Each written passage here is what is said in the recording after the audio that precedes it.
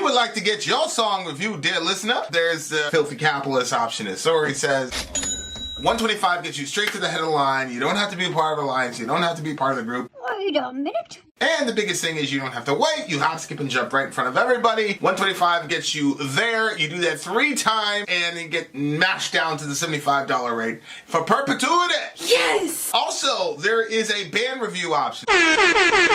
So if you've got a band and you're trying to get your band some exposure, hit me up at insori@gmail.com, and I'll show you the details about how to pull that off. You can also jump on Patreon, and there is a option on the tiers to be able to get your band reviewed. Yep. Obviously, we can't lie to you, so we can't guarantee a positive review. Get what you get. It's just rubbish. Rubbish. Rubbish. That's British for garbage. My favorite is a community option. $1 at the gate gets you in at Patreon. You get to join an alliance. The alliance joins their points together, and that helps determine what songs that we do. The alliances hang out on Discord. Message me on Patreon to get the link. And they do all kinds of other cool things. They do Minecraft, Dungeons and Dragons. Yeah. It's really a community within the community. Anybody can go in the village, facebook.com/Vin and Sori. There's 160,000+ people on the channel. What's cool about the Discord is that it offers a real opportunity for community connection, friendship, that type of thing. And it's on Discord, so if you're not a Facebook person, it's for you. You start off at $1. Right. Plus you get exclusives. Sori and I are working on a song. So the first 15 seconds of that was on Patreon. Also, at $15 tier and above, when we actually debut the video, they're going to be there live with us. There you are, dear listener. Buy our merch. Buy our merch, indeed, a child shall lead them. We have returned, dear listener, on this auspicious day. Look, man, whatever happens, I am committed to being a friend of the village. Look, the Bible says that God has already established his king in Zion, so Jesus Christ is the president of the world. We can let Donald Trump, or we can let, let's say, Kamala, whatever.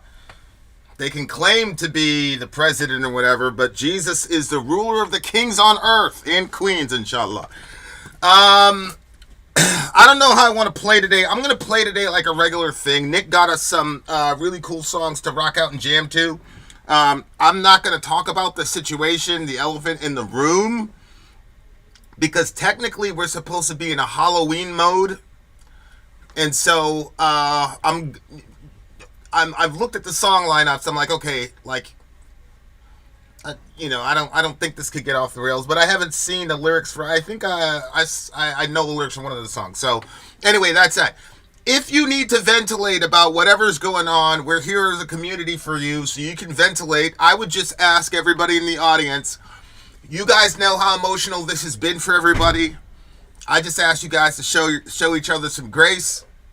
If somebody hears some news that they don't like, I hope that we can put down our swords and put down our M4s and just be friends with each other and love each other, because guess what, guys? At the end of this, you're going to go to bed and wake up and you're going to keep living, right? So that's my stab at it. Give me that weight screen. That's my stab at it, guys. Again, I'm not going to stop anybody from talking about it. I'm just not necessarily going to engage, but I do want you guys, if you're seeing somebody that's distressed and your guy's winning and their guy isn't, please do not troll them. Please do not spike the football.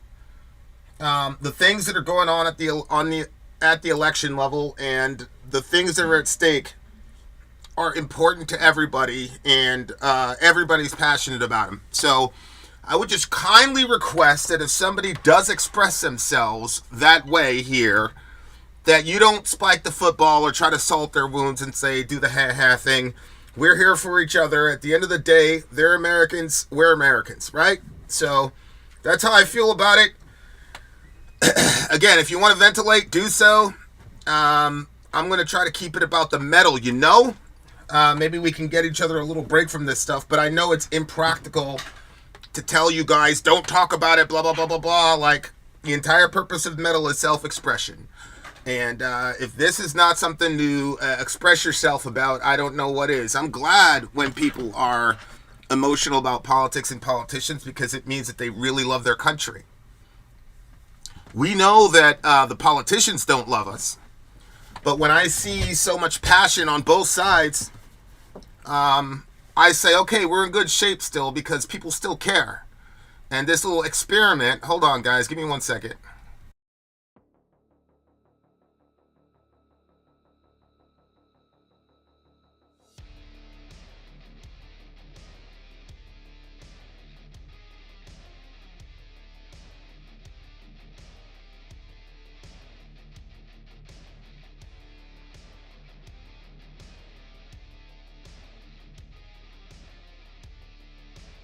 Any of the videos. Did you download any? I thought I did. I thought they should already be done because I prepped the last stream. So I did a lot of that. Alice in Chains parody. Is that part of it? I think so. Okay. Okay. What's up to all my Englanders? Shout out to all my Englanders. I was just telling people if they feel like talking about the situation. Like who they voted for? Or should we maintain secrecy with that? Yeah, like I'm just saying, like, if your candidate got hit, something bad happened, and you ventilate about it, I'm just asking everybody in the channel to not spike the football, not make fun of people, not call people names and all this shit. You know, like, nobody's soft over here, but at the same time, like, we're all metalheads, and all of us have a temper. And at the end of the day, this is the freaking internet. Nobody's going to put the screws to nobody. But we're all metalheads, and we're all angry people, and it doesn't take a lot to set us off. And the fact of the matter is, like I said, if people are really emotional about what's going on, it's a good thing because that means they genuinely care about this country and its future. Yeah. And I don't give a damn what side of the aisle you're on, if you're middle, green, blue, red, I don't care. I am still, at the end of the day, mega naive about this country. I just, you know, like, we can do it. We can figure it out. We really, really, really, really can figure it out together, and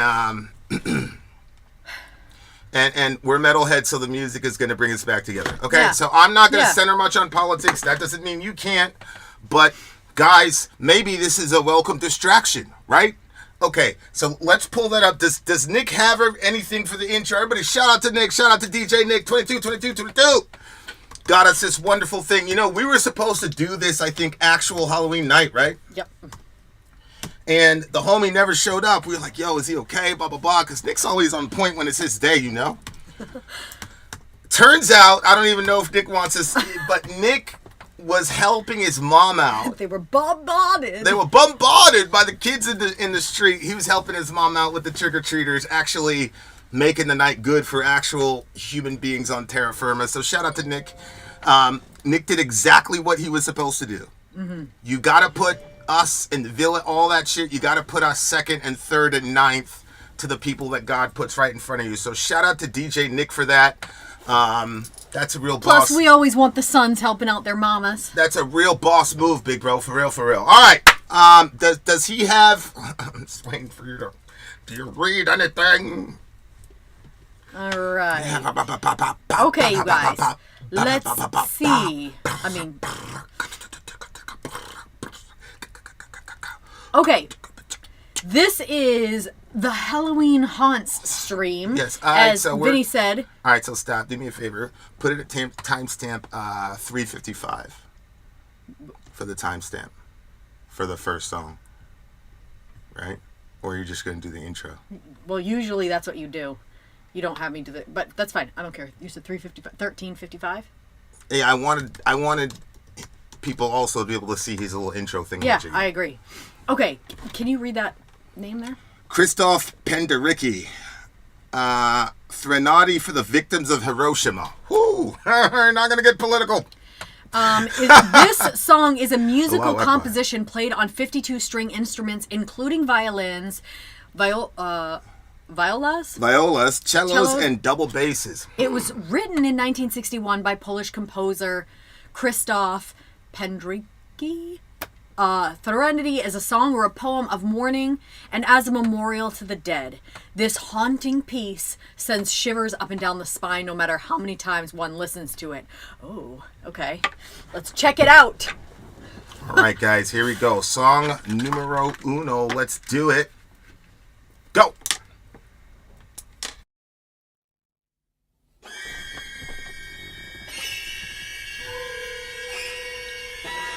Doesn't sound good.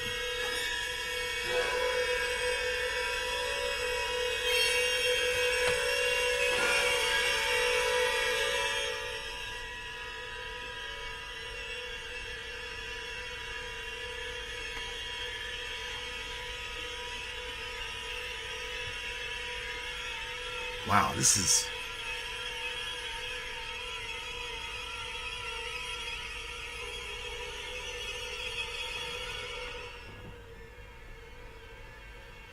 That's really disturbing, actually, when you think about what's about to happen. Hiroshima. Mm-hmm.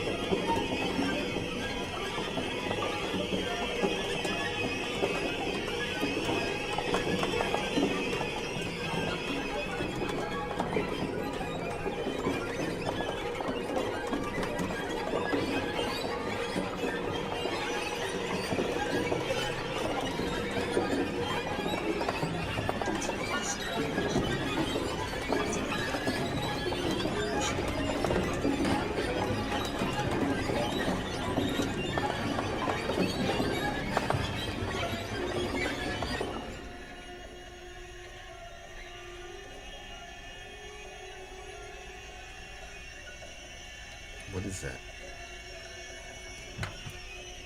Oh, shit. What was that? It was playing the stream through here. Just for a couple seconds. As if they didn't tell me. It just started.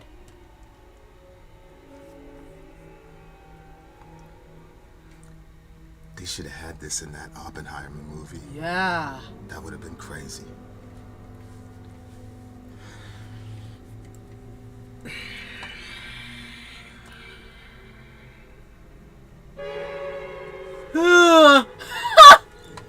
Lock your doors.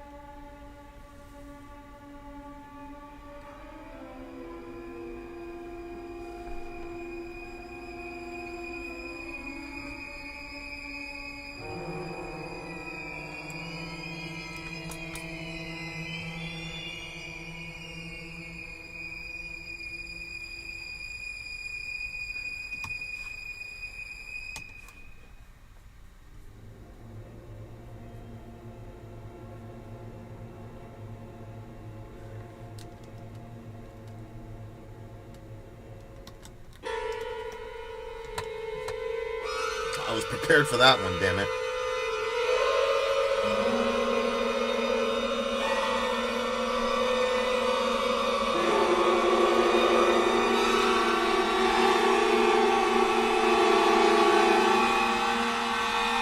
Hear that in the back? Sounds like somebody screaming. Is that an instrument? I don't know. I think so.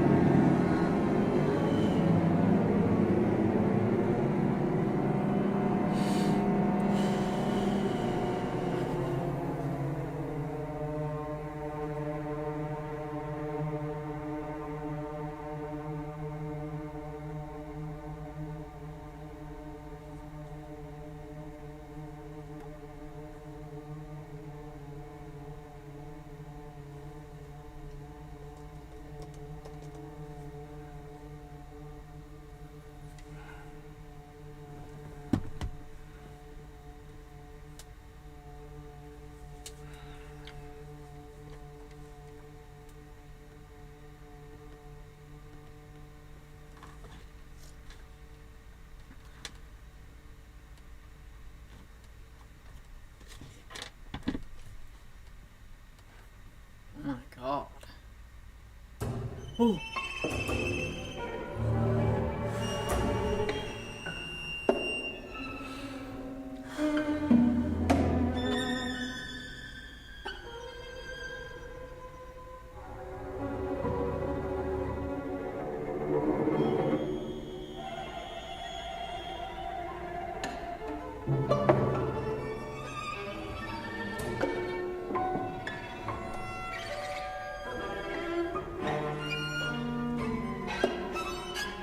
What instruments is it? Cello?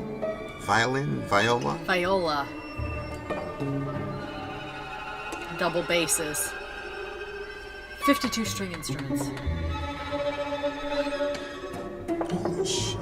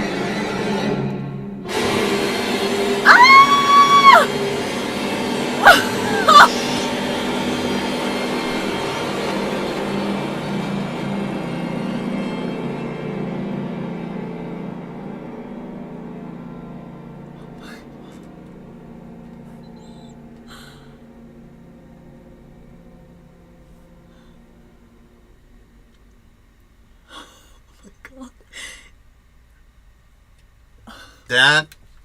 Okay. That. Remember? Sorry if this makes people sad. You remember the guy that played the Joker? What's his name? Heath Ledger. Heath Ledger. Remember how he said that before he played in the Joker movie, he had to get himself into some crazy ass mode in the hotel? He was doing that method acting shit. Yeah, but he said that, like, he basically, you know, I don't know, from what I had heard, he had to get himself into some crazy headspace in the hotel. Yeah. And even he was kind of freaked out by his own self. Yeah. To get into that mode. I wonder if these people creating this music have to get into a certain mode to create it, or if it's different because it's just like each individual instrument, or if each person has to kind of get into some like crazy like Well, I mean, I think some of it for me, like I'm just looking at it like, why would it be different? Is because like the Joker is a fictional character. Okay. You know what I'm saying? He so you kind of have to... Oh, shoot. I missed this one because I went right into the other one. He said, this is from our DJ. He said, happy belated Halloween, villagers. For this stream, I decided to do a mix of creepy instrumentals, spooky songs, and the Halloween-themed covers parodies. So that's what we're doing. We definitely are creepy instrumentals. That's all we just did. So sorry, Vin. Go ahead. Yeah. So you don't think so because why? Don't think what? You don't think that the musicians in this have to get into like a... Well, I'm saying they might, but what I'm saying with Heath Ledger is he had to kind of make up a character. And so he had to basically, you know, patchwork all the bad people that he thought and what would a bad person do. Okay. And so all of his victims are fictional. Uh-huh. With this song, when you're writing it, they're real victims. You see what I'm saying? And so there is no, you know, Heath Ledger almost had an invention of evil type situation, whereas this one is a reaction to evil already committed. And I really think... That's true. I really think that you almost have to be... I mean, it's a classic thingamajig, but people are putting it in movies and soundtracks. Okay. Which makes a lot of sense. Yeah. But I do think it can stand on its own. Like, I would... Like, can you imagine going through a Hiroshima or Nagasaki like a museum type situation, and this is playing. And then you make the turn and somewhere, because like let's say like it starts out with like life in, you know, Hiroshima, and you see kids playing and Yeah. and you're walking through and it's like, oh, birds, blah blah blah blah blah, and then all of a sudden as you keep going down the tunnel, the shit gets darker and darker, and then them same kids are ash in their mother's hands at the end of the shit. Go ahead. I mean, I didn't like it at all, but there was you know how they have those. You took me one time. I liked this part of it. Nah, But- she's not talking about the new Joker, the Joaquin Phoenix Joker. She's talking about The old one. Yeah, the one with Heath Ledger, the iconic role that he played. You know. Yeah. Go ahead, keep going. Okay, yeah. You remember how you took me to that thing where you go in and you see the horses? You took me for my birthday. They do jousting in front of you. Yeah, They medieval serve a meal. times. Medieval times. Yeah. Right. So it was one of those situations, medieval times, and they had like this whole section before you went in, like that you could go like peruse before you went in for the show, and it was like medieval tortures, and it was like supposedly actual items that were used to torture other human beings. It was crazy. I couldn't even believe that this was like a form of entertainment, because and anyway, in there they were playing, like, you heard people screaming. There was like a soundtrack of like screaming and stuff. I couldn't believe, like, with as strict as our upbringing was, that this was even something that we were perusing, to be honest with you. It was so horrible for me. Like, I was sick to my stomach. On top of that, I was a vegetarian at the time, so I wasn't even looking forward to the, you know, slab of chicken that they were gonna serve. But yeah, man, like, Disgusting. This kind of like dog eaters. what you're saying, like that soundtrack of like, if you were in a museum that was playing. I think you're right. I think that they should have played this during Oppenheimer. How do you say Oppenheimer? During Oppenheimer, yeah. Yeah. And that movie really, there were parts of the entirety of it kind of bothered me by the time I got out of the theater, because it was like poor Oppenheimer's internal struggles with the lure of a scientific Wanting to breakthrough, know, yeah. beating the Germans at, you know, when they had a head start. And it was clear, like, when they did the first detonation over there in New Mexico, he was like looking at the bomb. We were both said like he's a proud father or something like that. Yeah. So it's all this like, and it's like we're the country that did that to those people. So we could just sit back and go, oh man, he was internally tortured and blah blah blah. And then they show the scene where like we dropped it on Nagasaki after Hiroshima, and like his face was like melted off, you know, because of the carnage that we were just bringing. And it was like, that's it. That's all the Japanese people got.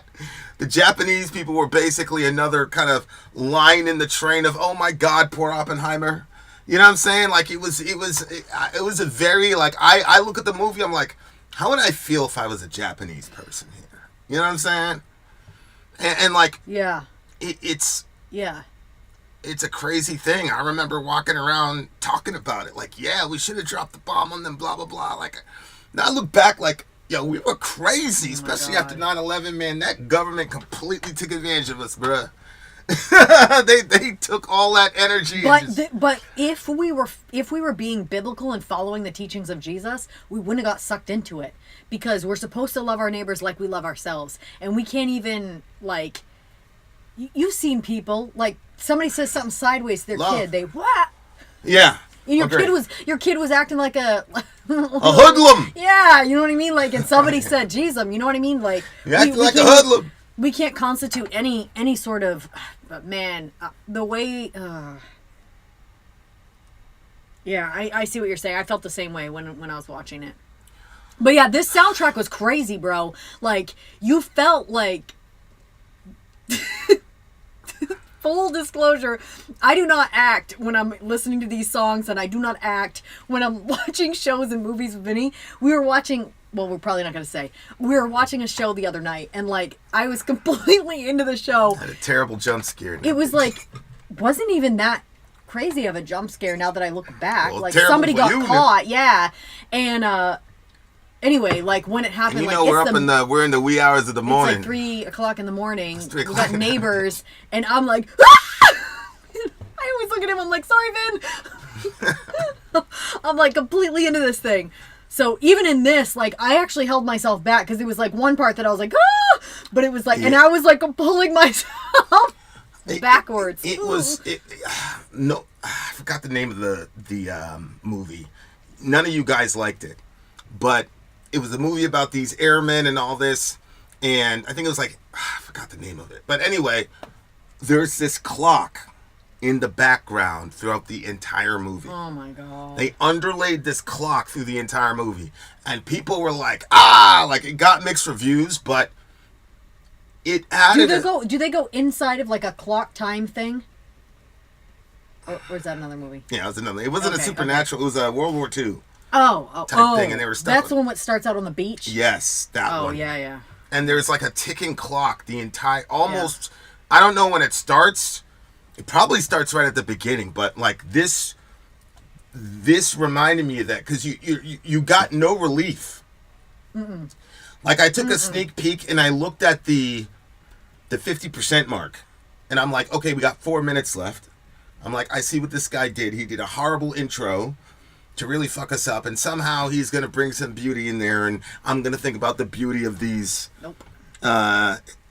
kids in Hiroshima and Nagasaki and their moms, and really contemplate. Like, those people got no release, and neither will you. From beginning to end, it was just straight tension, and it never. It sometimes lied to you, like it promised it would get there because it would go slow, and then it was like, and that's what I'm saying, like genuinely a disturbing song, especially. I can't separate it from. Like you took some pictures. There's one picture with Orion, Reza, and Seni, and all three of them are staring out at the lake. And it's this beautiful scene. Mm-hmm. And it's like, there were lots of moments like that in Hiroshima and Nagasaki. We were just watching a show, and one of the main characters died, and the bad guy says to the person who killed him, you want to know what the last thing he said in his head was? I'm so confused. Why is this happening? And it's like, can you imagine being a kid that size or that age and your brother disintegrates in front of you? Yeah, I mean, that's... Like, you know what I'm saying? No, that's crazy. Yeah. Like, it was horrible. Yeah, I think... Like, Reza came to me tonight and he was telling me that it was time for him to go to bed, but he was trying to explain to me why he was wearing his regular shirt from the day with his PJ on top of it. Yeah. He was like, my whole family is in that room now, so... I think he was talking about Orion and Reza. Orion and Seni were in the room with him. But yeah, like that picture that you see, and I don't know what it was after, but it was the picture of the little boy carrying his brother on his back. And the brother was, dead already. He was KIA, but little man was doing his duty. Just a little, both of them were just so little. Just doing his duty, man. Yeah, and it's like, when you have kids and you have multiple kids, you just see like how they are with each other, and to think that we just let everybody else's kids suffer like that. And to be honest with you, I'm not like super familiar with the history, but it seemed like it was more about what can we do with this, because historically we didn't need to do it. And yet we still did. So it just seemed like sometimes for the raw curiosity of how much can we do, because it was really about his mind and that he was able to figure out something that other people couldn't. But what he was able to figure out was deeply more evil and more destructive than anyone had before him. And instead of saying, okay, if we can split the atom, like, how can we use this for good? Instead it was like, okay, can we do this? And they were just, it's like, and they showed it in the movie, because, initially in the movie, the Germans were the bad guy. We were all afraid of the Germans. And, 3/4 into the movie, it's basically the Germans are finished. And Oppenheimer knows that they're finished. But he still and so that was, the conflict. And I'm like, it's like, quote, in Jurassic Park, the only question we asked is, would we be able to do it? But we never asked, should we do it? Mm-hmm. And, and now you got people claiming that extra dimensional beings are leaving behind craft and weapons of war. And we're out here trying to reverse engineer and develop these things, not realizing, like, well, maybe we shouldn't. Yeah. Like, why are these things giving us weapons of war? Yeah. Yeah. Why don't they give us a packet of seeds where you can grow, you know, like a farm in an instant or some shit like that? But people are out here still trying to say that those beings or whatever might be friendly. Yeah. Well, I mean, me personally, I think it's just angels and demons. So, like, we had a bunch of these orbs over our nuclear facilities, and they completely shut them down. So I think there's a cosmic battle that's being manifested here, and we're using scientific terms so the secularists can feel comfortable. But yeah, man, you gotta be. I remember, like, Tucker Carlson said something to the effect of, "This was evil. We should have never done it." And I was blown away because Tucker's, And he was talking about what? He's talking about the bombs, the atomic bombs. He said we should have never done that. Like, we massacred those people. And then we did the Dresden bombings and things of that nature, man. Like, we were very vindictive toward those German civies and those Japanese civies. And so the song was, like, incredibly... It was incredibly disturbing. Yeah, because it forces you out of your apathy about the situation. And says you need to focus on how horrible this actually was. Right, and it's like, what rules of music are being utilized That's here? what I was thinking too. And then you say to and I think that's part of the point too. Is like, this is just discombobulated mess at some point, and that's what your atomic bomb does. And it's crazy. Like, there had to be so much intelligence and so much order and so much engineering. And then when you put that thing down, gone goes everybody else's intelligence, order, and engineering because their minds are wiped clean. Like, that's it. And, like, yeah, it was just a very, the art did its job, man. You know what I'm saying? Like, it did what it was supposed to do, you know? Yeah, because, you will focus on horrors and whatever's going on and disturb yourself for days on end based off of the things that you look at. I will look at something and I'm like, I don't want to see that, and I'm going to look away from it, and I can actually, like, close off that part of my mind so I won't think about that thing. But this song, like, held your feet to the flames, and it was like, you cannot, you know what I mean? Like, it, like, forced you to, like, think and feel about the situation. Like, you could, like, kind of, like, look away and think about, like, how creepy the sound was and, like, sort of picture it in, like, a haunted house sort of theme. But at the end of the day, like, I mean, I have Nick's Trello board open right now. I'm, like, looking right at, the picture of the guy with the whatever. Orchestrator, whatever, the maestro. And, like, the victims of Hiroshima is written right there. So it was, like, right in my face the entire time. And so it just kind of felt like, that feeling of being, like, really, like, forced to think and feel for those people. Like, when we watched the movie in the theater, it was, in my opinion, it felt pretty horrible because it did feel like an excuse was being made for him and that you were supposed to feel whatever. And like you said, as the bomb was getting, like, toted away, like, the way that he looked after it would be like if his son was leaving, and it was just such a weird, And they clearly wanted us to get there. Like, because we both looked at the same time. We, like, because of this channel almost, like, we analyze everything that we see now. Like, this device, this device. Yeah, but what do you get the song? Well, I mean, a 10? Or a silent count? I mean, I don't know. Yeah, I'm going to give this one a silent count. This is not a song you enjoy. Yeah. But it is a song that you need. Because all the ugliness and the unease and the pressure and the foreboding anticipation, like, we lived through that for 8 minutes in this song. There's people on the planet right freaking now that's their reality. Mm-hmm. So that's just crazy to me. Rest in peace to all the beautiful people in the world. What a freaking pick, huh?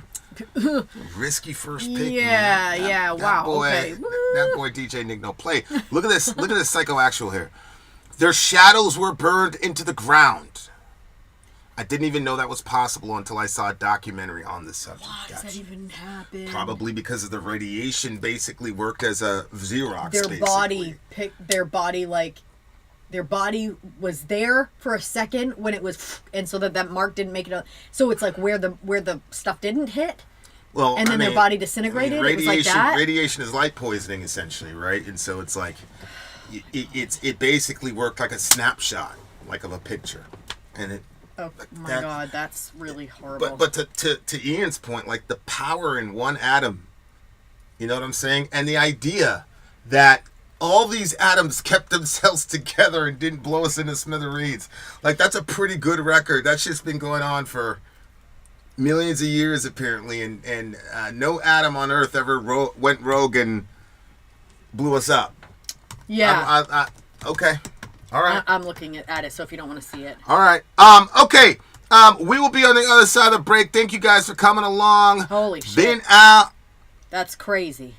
Vin out. Vin out. Sorry, out. We coming right back. Don't worry about it. Commercial break.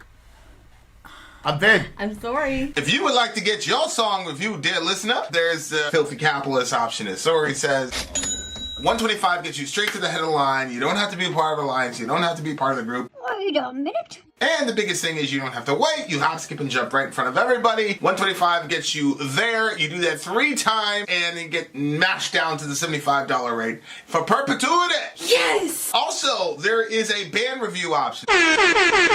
So if you've got a band and you're trying to get your band some exposure, hit me up at insori@gmail.com, and I'll show you the details about how to pull that off. You can also jump on Patreon, and there is a option on the tiers to be able to get your band reviewed. Obviously, we can't lie to you, so we can't guarantee a positive review.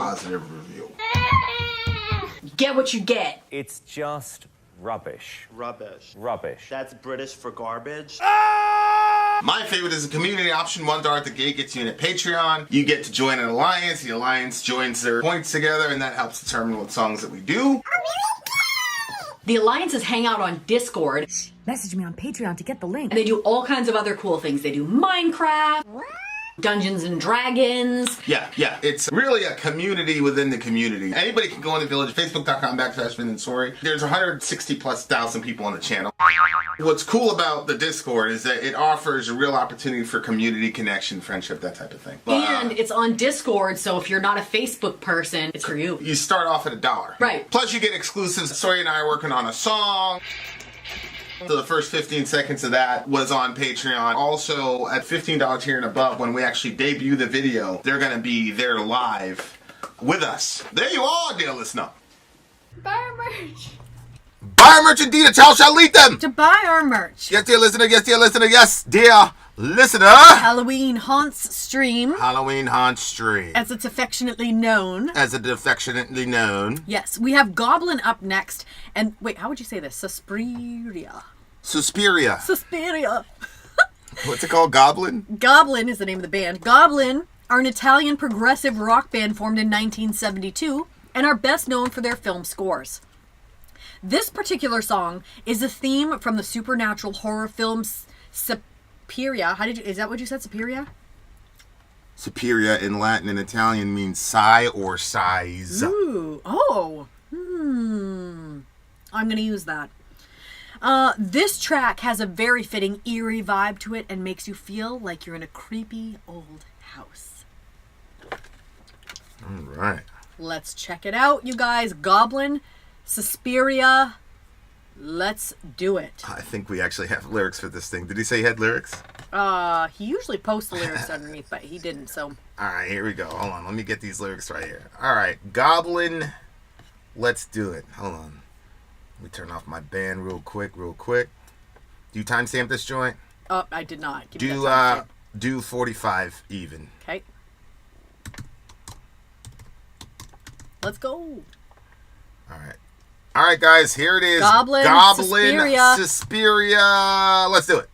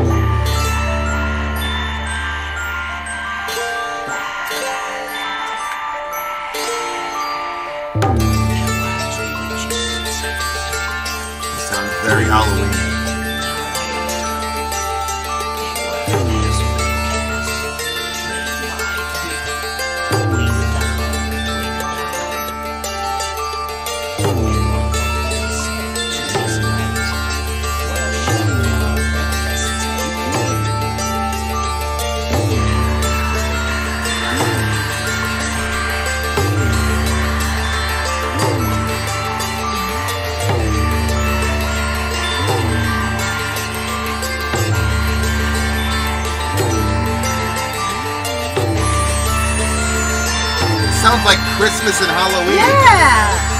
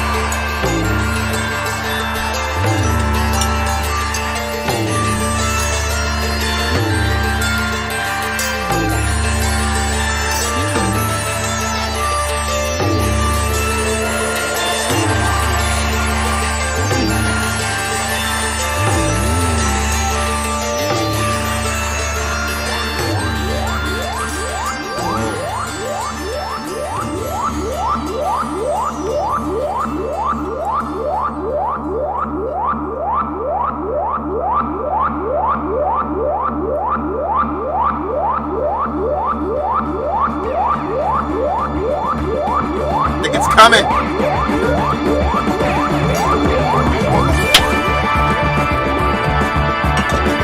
On the bass. They're riding that bass play. Okay.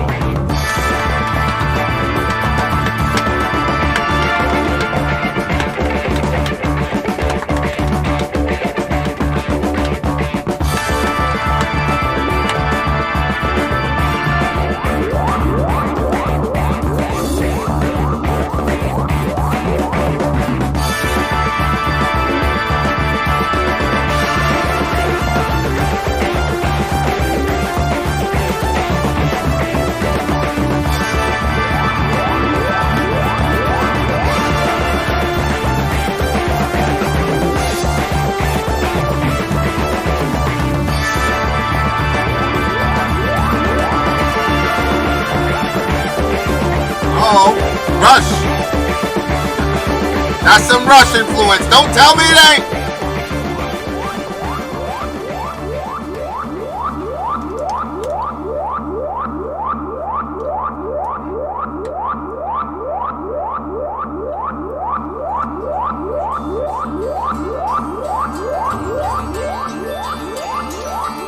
That sounds like an alarm.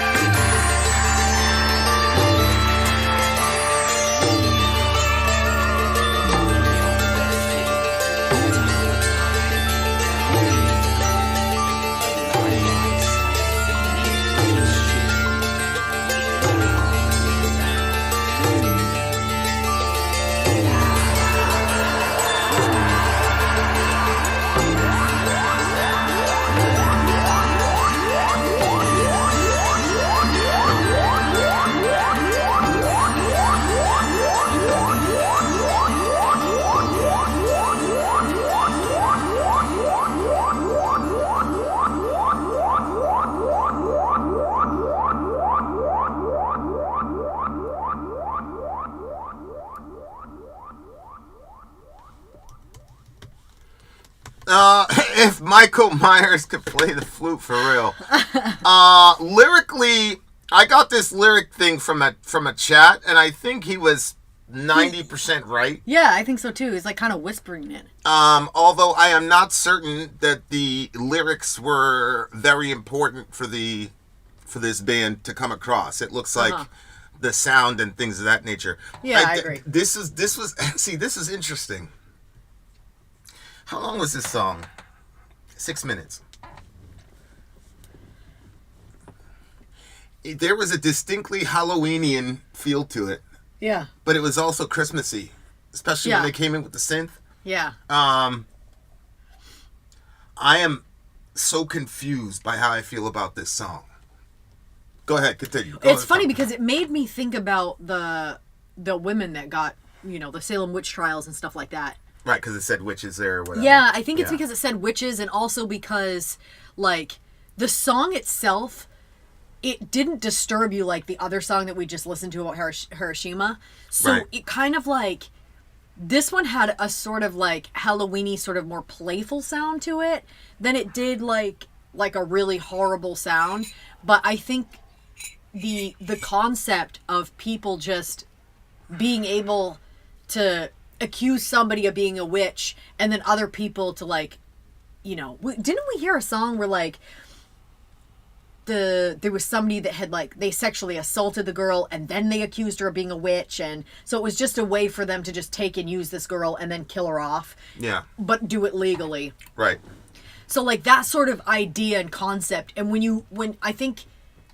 you see people and how deceptive people can be just on the regular about maybe things that don't really matter. I mean, well, we're trying not to be political, but you know what I'm saying? Like that person that deceived an entire crowd but then got caught. And like, I don't know, man. Like, it just there's just something creepy about the concept that the person just wasn't, I don't want to say not intelligent enough or not up with the times enough to realize that they were making such a blunder. But the fact that was their go-to to just deceive a whole bunch of people means that this is obviously just a pattern, which we've already seen in politics. Yeah, I mean, when you're an inveterate liar, that's what comes out when you're shaken. You know what I'm saying? So, like that idea. And so, like, when you just see it on just like the regular, and then you think about like the Salem witch trials, and then just people just being able to, like, I remember at the beginning of the channel, somebody was like, that girl wears contacts. That girl wears contacts. I thought it was kind of weird at the time, but then it sort of made a little bit more sense after. But still, it was like, well, why would somebody? But you know what I mean? Like, it's coming from somebody's feelings, and so then they're like, you must wear contacts, which doesn't really matter in the grand scheme of things. But when you think about that same sort of spirit moved into another era, where if somebody feels a certain way, they can just accuse you or say whatever they want about you to the point that you could get killed, is just insane. And this song, I don't know why, just kind of gave me that reminder of, those women and what that must have been like to be underneath that sort of. Yeah, I've always found it really fascinating, the entire witch thing. My introduction to witches was, what do you call that? Wizard of Oz? Mm-hmm. And so, like, I never looked at witches as dangerous, although, like, the Wicked Witch of the West, she was pretty horrible. But she got beaten by throwing some water on her. You feel me? So it's like, why are you setting these people on fire? All you got to do is dash some water and I'm good to go. He wouldn't really be a demon. And then once you get behind, I hate saying it, but once you get behind, like, the closed doors in church, you start realizing, you start seeing a lot of shit. You understand what I'm saying to you? Oh, 100%. 100%. You get in them back doors and it's like, oh, okay. There are some true horrors. It's like, you have a giant lust issue with this girl. You are thinking about this girl as you're with your wife. So instead of saying, I need therapy, I need to whatever, you're going to project it onto her. Mm-hmm. And so, like, it's really interesting. Like, there are stopgaps in the Bible, even in the New Testament, for protecting the fragile male ego so that women would be able to minister. Okay? So, like, Paul's like, hey, if you're praying and prophesying and you're a woman, wear something on your head to show deference to your husband, and he's still your head, even though you're the rock star in the church and you're prophesying all this crazy shit. So that was like a real practical way of, like, managing a weak person's ego so that, so that shorty can go on and do what she needs to do. Same thing with prophecy. The woman is allowed to test a prophecy of her husband, just not in public. Mm-hmm. You know what I'm saying? So there's these real practical steps that you could take to maintain the dude's, sense of self or whatever. And And that is the New Testament response to female power. It is never to quell the female power, because the scripture says the sons and daughters will prophesy. So you can't just do that, right? If the scripture is saying that the daughters are going to prophesy, then, and we got men who don't have that gift, very insecure. You know, you see this all the time in churches, especially Reformed churches, where the girl is just a rock star. It's like those kids at the park, and the girl was the one killing shit. You know, like the girl's a rock star, and the guy does everything he can to keep her under his boot, and to make sure everybody around him knows that she's under his boot, no matter how gifted she is. And it's like, I see why Paul instituted that rule. You know what I'm saying? So it's like, if you're going to pray and prophesy, and prophecy in certain denominations is like, they get a lot of times more respect than the preacher.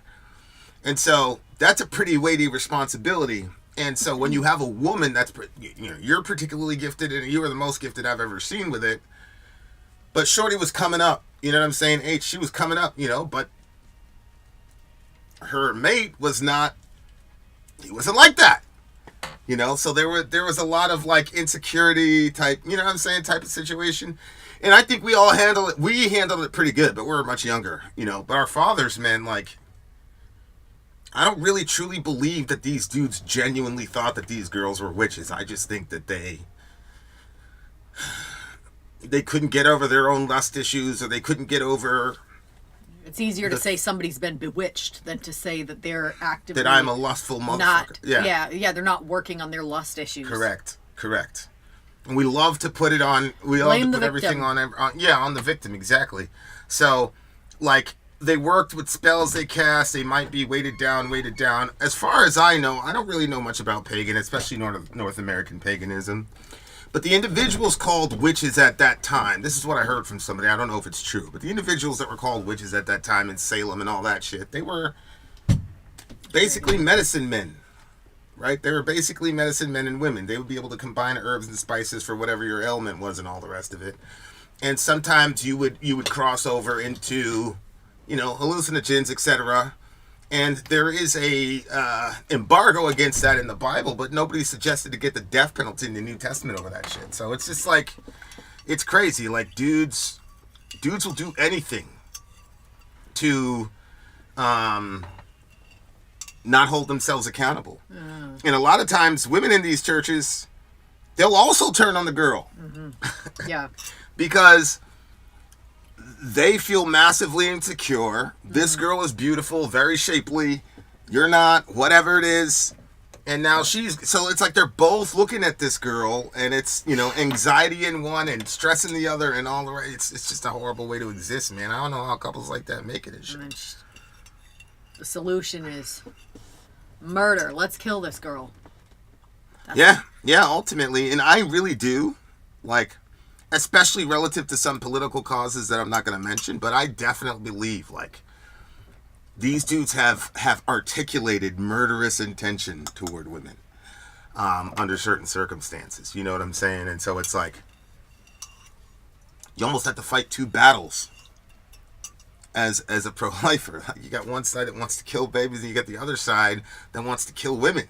I'm like, what are we doing here? Yeah. What are we doing? Yeah. You know what I'm saying? Like, why are we killing everybody? Like, we can't talk. But why is the discussion not talking about the lust of men or the... Because Correct. at the end of the day, like, if men are the leaders of society, and it takes two to tango... You know what I mean? Like, if men are taking responsibility for the actions, well, then we'd be in a whole different place. Yeah, her Ghost in the Fog really was a really good encapsulation of that. By the taffeta lay in her hips that held sway. You know, overall. That was the one I was talking about. Yeah, overall they surveyed. Yeah. Like, well done, Psycho. Yeah, definitely. That was the one. I just couldn't remember what the name of the song That's a very, very good comp. Thank you. Very good comp. It's just crazy to me that people stood there and let that shit happen. Yeah. It's and, you know, people exaggerate whatever, but, like, we know the spirit of these people, because, like, we churched with these people. Like, there are some people that are really on that, like, Yeah. We should kill this, particularly women. Like there was a girl that used to show up to church, and she was probably like, my God, 13, 14 years old. And like, that's a child. And the outfits that she would wear, like the heels were, you know, clubbing, like, I don't even know if people go to the club in heels that high. I don't know how you could even dance. Really high heels. So naive. And a skirt She to didn't match. show up there to dance, my nigga. Huh? I promise you that. She didn't show up to dance. Keep going. Go ahead. Yeah. I've been in those clubs. They don't show up to dance. Go ahead. Anyway, so, like, I just remember, like, hearing the conversation and, like, I guess just overall, it was just a sad situation because at no point did anybody, myself included, say, what's going on with this girl? Like, why is she showing up to church like this? Like, church of all places? Like, wouldn't that be like a sort of cry for help? Like, you show up to church, like almost naked. What? Why? What's going on? Like, why is a child, like, what's her dad? Why isn't he doing something? Come on, like, and the mom, like, what's happening when these older people in her life are not, like, helping her? Like, are they the cause of why she's dressing like that? Like, I don't know, you know what I mean? Like, none of those questions got answered. The only thing that was done was to say, hey, like, I know that one person said you're not supposed to dress like this, and that was basically the extent of that conversation. But I don't know. But to me, that's that same spirit. You know what I mean? Like, we're not trying to help this girl. It's just this judgment of her, and you know, she stirs up your insecurities. DOA also brought up a really, really good point. Shout out to DOA. I don't think I've ever seen him in the channel before. Hey, Gnostic Meek, what's up, baby? He said, actually calling someone a witch or a warlock was used to get revenge for some reason or to steal property. Right? Like, you got that, you know, the whole Nabal thing. Like, you got that land, you ain't trying to give it up. Yo, I heard this dude was, like, singing to the moon or the gods, him and his wife, you know, and that's why their farm is doing so much better than everybody else's. And then they put him in a trial and execute that dude, and then it's like, oh, man, what are we going to do with this field? Akeldama! You know what that means? Akeldama is field of blood. That's the field that they bought with Judas's 30 pieces of silver to bury unfamilied people who died.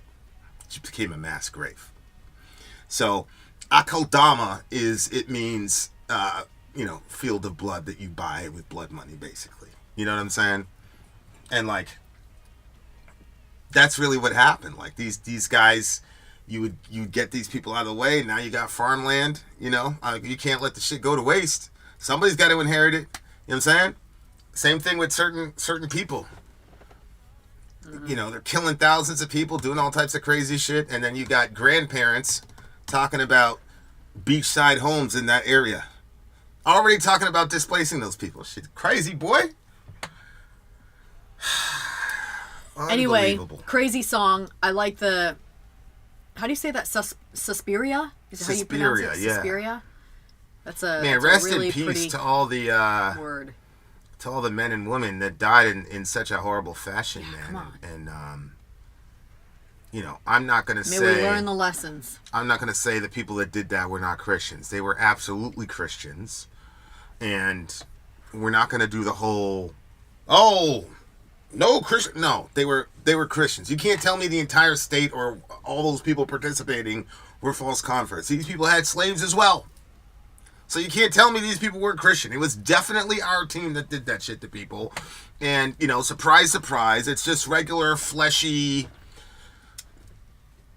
I want money, I want land, that girl has a fat ass, my husband can't stop looking at her, blah, blah, blah, blah, blah. Like, it's just petty. But we did it. And it's important to say that we did it. People don't want to hear that. It's important to say that we did it so that next time, when I know there's nothing about Jesus that made you do it, but next time you'll be able to catch yourself and say, I've seen this before. Yeah.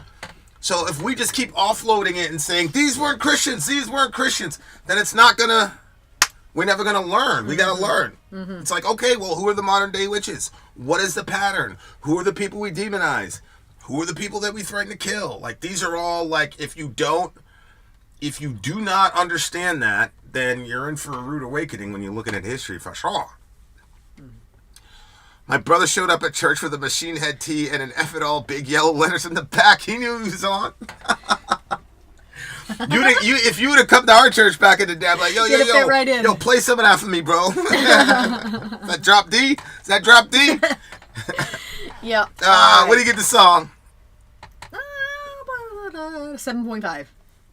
7.5? Mm-hmm. Cabra, cabra, cabra, cabra, cabra, cabra. I'm going to give it 8.9 out of like a little bit more clarity in the lyrics. You see what I'm saying? Mm-hmm. I don't like a lot more clarity in the lyrics than what we got, but it would have got a higher score, but it was still a decent score, obviously. All right, you guys, Alice Cooper is up next with Welcome to My Nightmare. Alice Cooper. I don't know if you guys have heard of it before or heard of him before, but we'll be right back. You know, we had a thing with the guitarist that was touring with him. Her manager called me and said, "Hey, you want to do it? Da-da-da-da. We're releasing da-da-da." I said, "Yeah, nigga, whatever." And then my ex blew up my life for the millionth time. Yo, every single time was shorty, bro. All right, guys, we'll be on the other side of the break. Vin out. Sorry, Al. Gone. Allahu Akbar. I'm Vin. I'm sorry. If you would like to get your song reviewed, dear listener, there's the Filthy Capitalist option. As Sori says, 125 gets you straight to the head of the line. You don't have to be a part of the alliance. You don't have to be part of the group. Wait a minute. And the biggest thing is you don't have to wait. You hop, skip, and jump right in front of everybody. 125 gets you there. You do that 3 times, and you get mashed down to the $75 rate for perpetuity. Yes! Also, there is a band review option.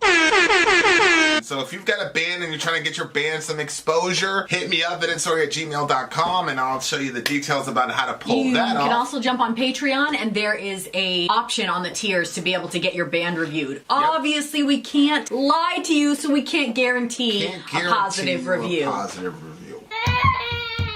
Get what you get. It's just rubbish. Rubbish. That's British for garbage. My favorite is the community option. $1 at the gate gets you in at Patreon. You get to join an alliance. The alliance joins their points together, and that helps determine what songs that we do. The alliances hang out on Discord. Message me on Patreon to get the link. They do all kinds of other cool things. They do Minecraft, Dungeons and Dragons. Yeah. It's really a community within the community. Anybody can go in the village, facebook.com/Vin and Sori. There's 160,000+ people on the channel. What's cool about the Discord is that it offers a real opportunity for community connection, friendship, that type of thing. And it's on Discord, so if you're not a Facebook person, it's for you. You start off at $1. Right. Plus you get exclusives. Sori and I are working on a song. So the first 15 seconds of that was on Patreon. Also, at $15 tier and above, when we actually debut the video, they're going to be there live with us. There you are, dear listener. Buy our merch. Buy our merch, indeed. Ciao, Charlita. To buy our merch. Yes, dear listener. Yes, dear listener. Yes, dear listener.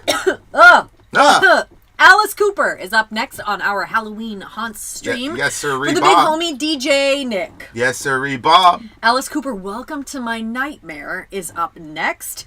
And let's see what our DJ has to say. Give me that timestamp, babe. Timestamp here.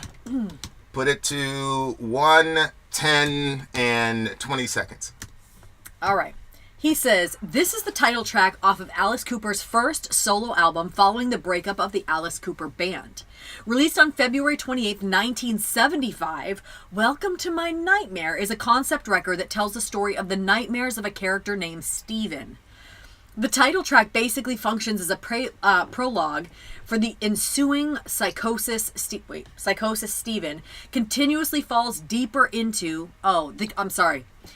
The psychosis Steven continuously falls deeper into throughout the record. The album as a whole is arguably Alice Cooper's finest and creepiest effort musically and vocally. Horror legend Vincent Price makes an appearance on the record as well. All right, ladies and gentlemen, Alice Cooper, Welcome to My Nightmare is about to begin. All right, guys, here we go. You guys know what it is. Now, if you get scared, because Alice Cooper is a little scary, nothing wrong with that. Here we go. Welcome to My Nightmare. Alice Cooper, Vin and Sori, DJ Nick. You know what it is. Let's go. Was not expecting that. No, country?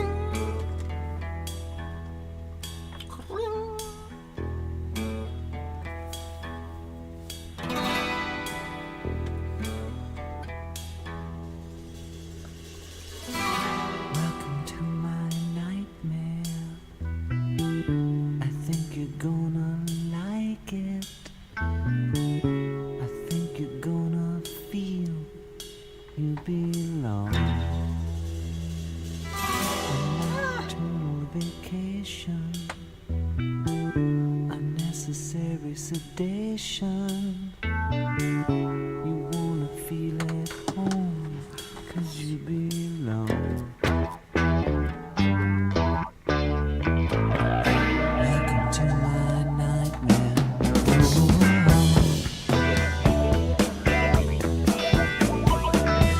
Welcome to my breakdown.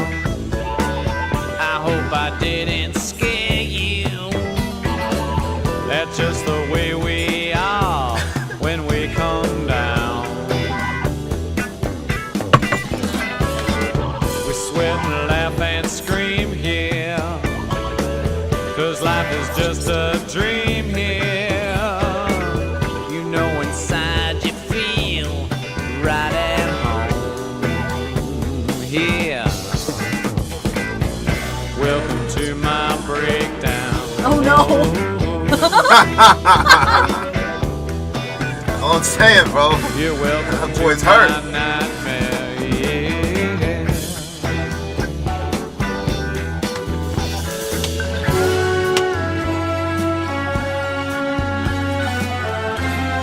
Woo! I like that. That's 70s shit.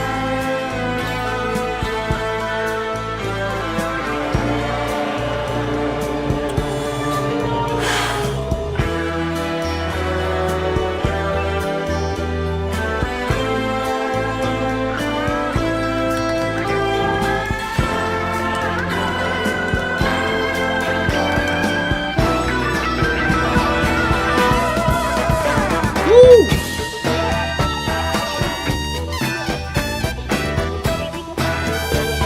Yo, that freaking rhythm section is hard, boy.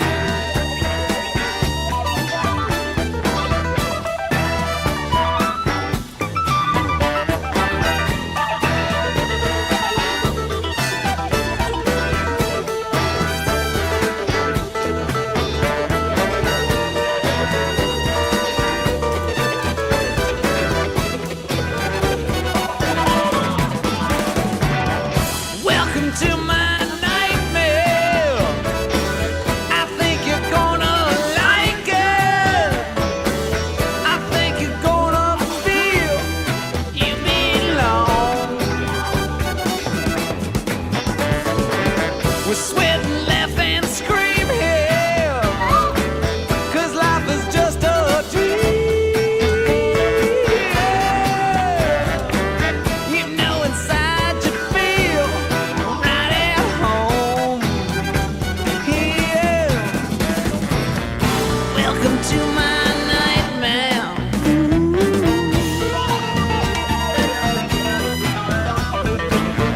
Welcome to my breakdown.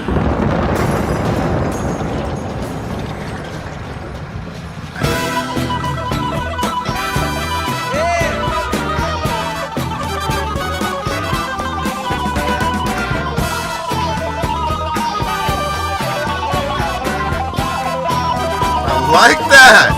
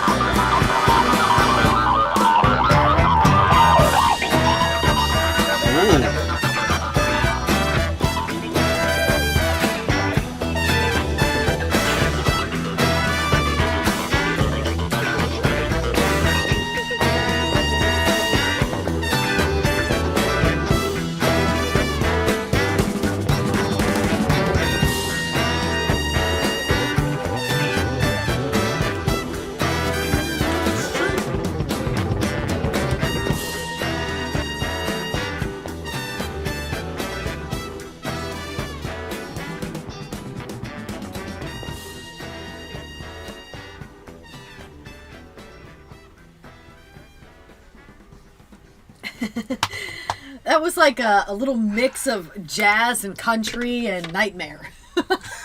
Yeah, it's not a very Would they consider some of that funk also? exactly, especially the beginning. Yeah. How Yeah. did you know? I'm Wow, learning. you really I'm on this learning. shit. Man, that's Revo. Revo been educated. Shout out to the big homie Revo. Yeah, that's a very interesting combo. I gave myself a little treat tonight and listened to a bunch of country music. I put on my headphones so I didn't have to hear anybody talk negatively about it, and I just went to town. Strawberry wine, the whole nine. It's so funny too because I was trying to find a certain song. It's called Carlene. I didn't know it at the time, but I was like trying to find it, so I like searched some of the lyrics and it brought me to a Reddit board. And this guy was like, I'm trying to find this song for my girlfriend. She said, she starts describing the song. I was like, shit, that's the song I'm looking for, but nobody knew what it was. So I found it. It was called Carlene. I went back to the Reddit board and said, although I'm not very personable, I was like, this. I said this, and I put the link. I'm like, man, I should have been a little here, this is for your girl, blah, blah, blah. But whatever, he posted that 174 days ago, so I don't know if the person's going to find it, but I hope she does. Okay. So yeah, this one had a little bit of country vibe to it, which I'm always a fan of some country. Well, I went on a pause from my country because of all the hate mail. You did? Yeah.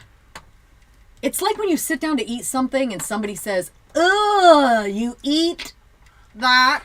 Got it. There's like certain things could that, see that. I could Vinny see doesn't that. like that I just won't even eat around him because when I sit down, I don't want to hear, ew, ranch, But mayonnaise. I don't say that though Oh, you have. about that anymore. I just like move away when you start. Okay, eating yeah, but your, say the same when, thing. When you start eating your nasty. The same thing. Food is like a communal thing for me. Like, I want to feel happy and, like, enjoy. That's why a lot of times I eat on stream. I want to eat with you guys. And, like, if I sit down and you, like, move away from me, like, that feels good. I'm very happy. Oh, I well. mean, that I'll just eat outside by myself. Yeah, I don't be. Yeah, but you make it sound like I'm complaining and shit about it. I ain't complaining about it. All right, let's look at these lyrics. Anyway, so there was some country here. He says, welcome to my... Okay, first of all, I Welcome thought to that my this was kind of, like, nightmare. interesting the way that he went about it because he's talking about... Well, he says my nightmare, which... Your nightmare is everybody else's nightmare around you, too. Because when you're in some psychosis breakdown, everybody else in your vicinity is going to also feel that. That is so right? true. So when he That is says, so welcome true. to my nightmare... Happy it's wife, happy life. True, everybody's in it. You heard that lady? She said, "Happy wife, happy life" is a satanic lie. She's like, "What about your husband?" Da da da da. Does he get to say that? Happy husband, no bruises or whatever. I was like, yeah, that kind of does make a little bit of sense. That's true. I Like, think- because it is kind of like a veiled threat.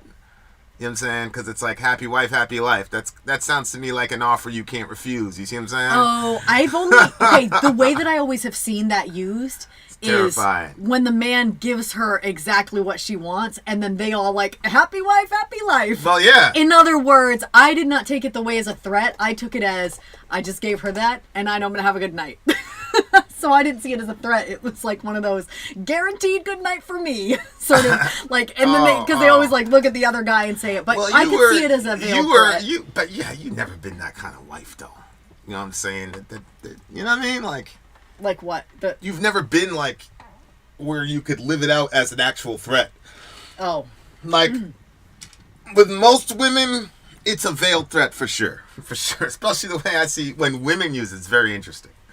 When women say happy wife, happy life, it very much sounds like a happy wife, happy life. When men do it, it's kind of like blink if you need help type shit. Happy wife, happy life. It was like us. You know, I love being here. He says, I think you're going to like it. I think you're going to feel you belong. Who is he talking to? His crew. Is he? Yeah, because remember, he's walking around with makeup and he's a freak. You know what I'm saying? Yeah, So- but this is him when he's having a psychosis meltdown, right? Something like that, yeah. Yeah, the track basically functions as a prologue for the ensuing psychosis Steven continuously falls deeper into throughout the record. So this is like the beginning of... So I could see it being he's talking about the people around him, but I could also see it like the me, myself, and I sort of thing, like the versions of yourself.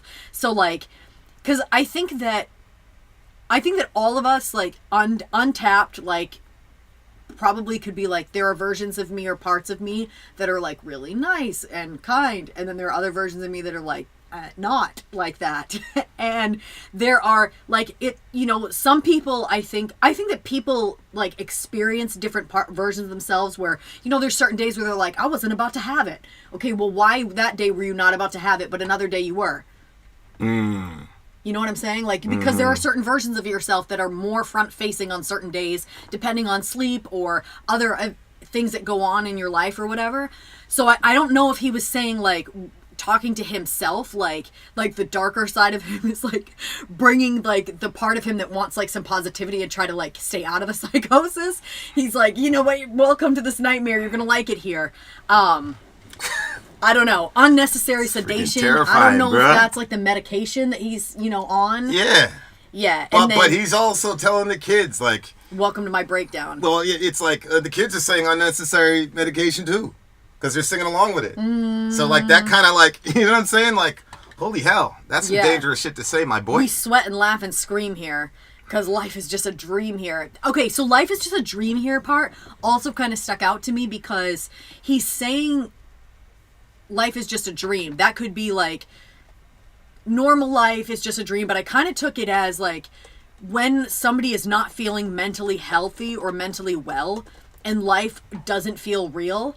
Sometimes people will describe that as like, they'll say like, I feel like I was in a dream state, or I felt like I wasn't like really there, or also that can also be, there's actually I have a vocabulary thing that I've seen that shit. I've seen that shit pop up on you a lot. Yeah. That pops up, and I you know, read it sometimes, and sometimes I don't.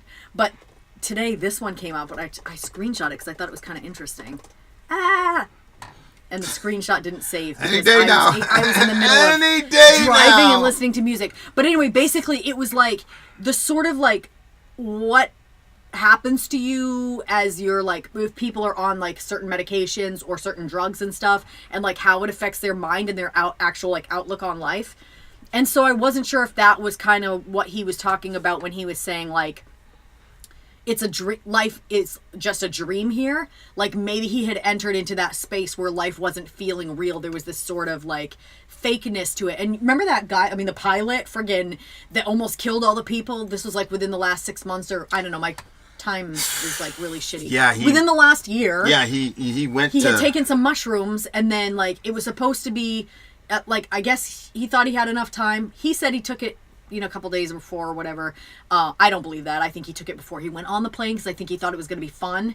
But he was getting like, because he's a pilot, you can ride in like the the pilot's like cabin, in like that little small seat. But I guess he started thinking like nothing was real, and it was like one of those movies where the person has to like jump off a building to wake themselves up, and he was like in one of those weird states. So he was like, I have to wake myself up, and there's 2 levers that you pull that apparently will end up crashing the plane. It does something with, I think it shuts off the engines or something, I don't know.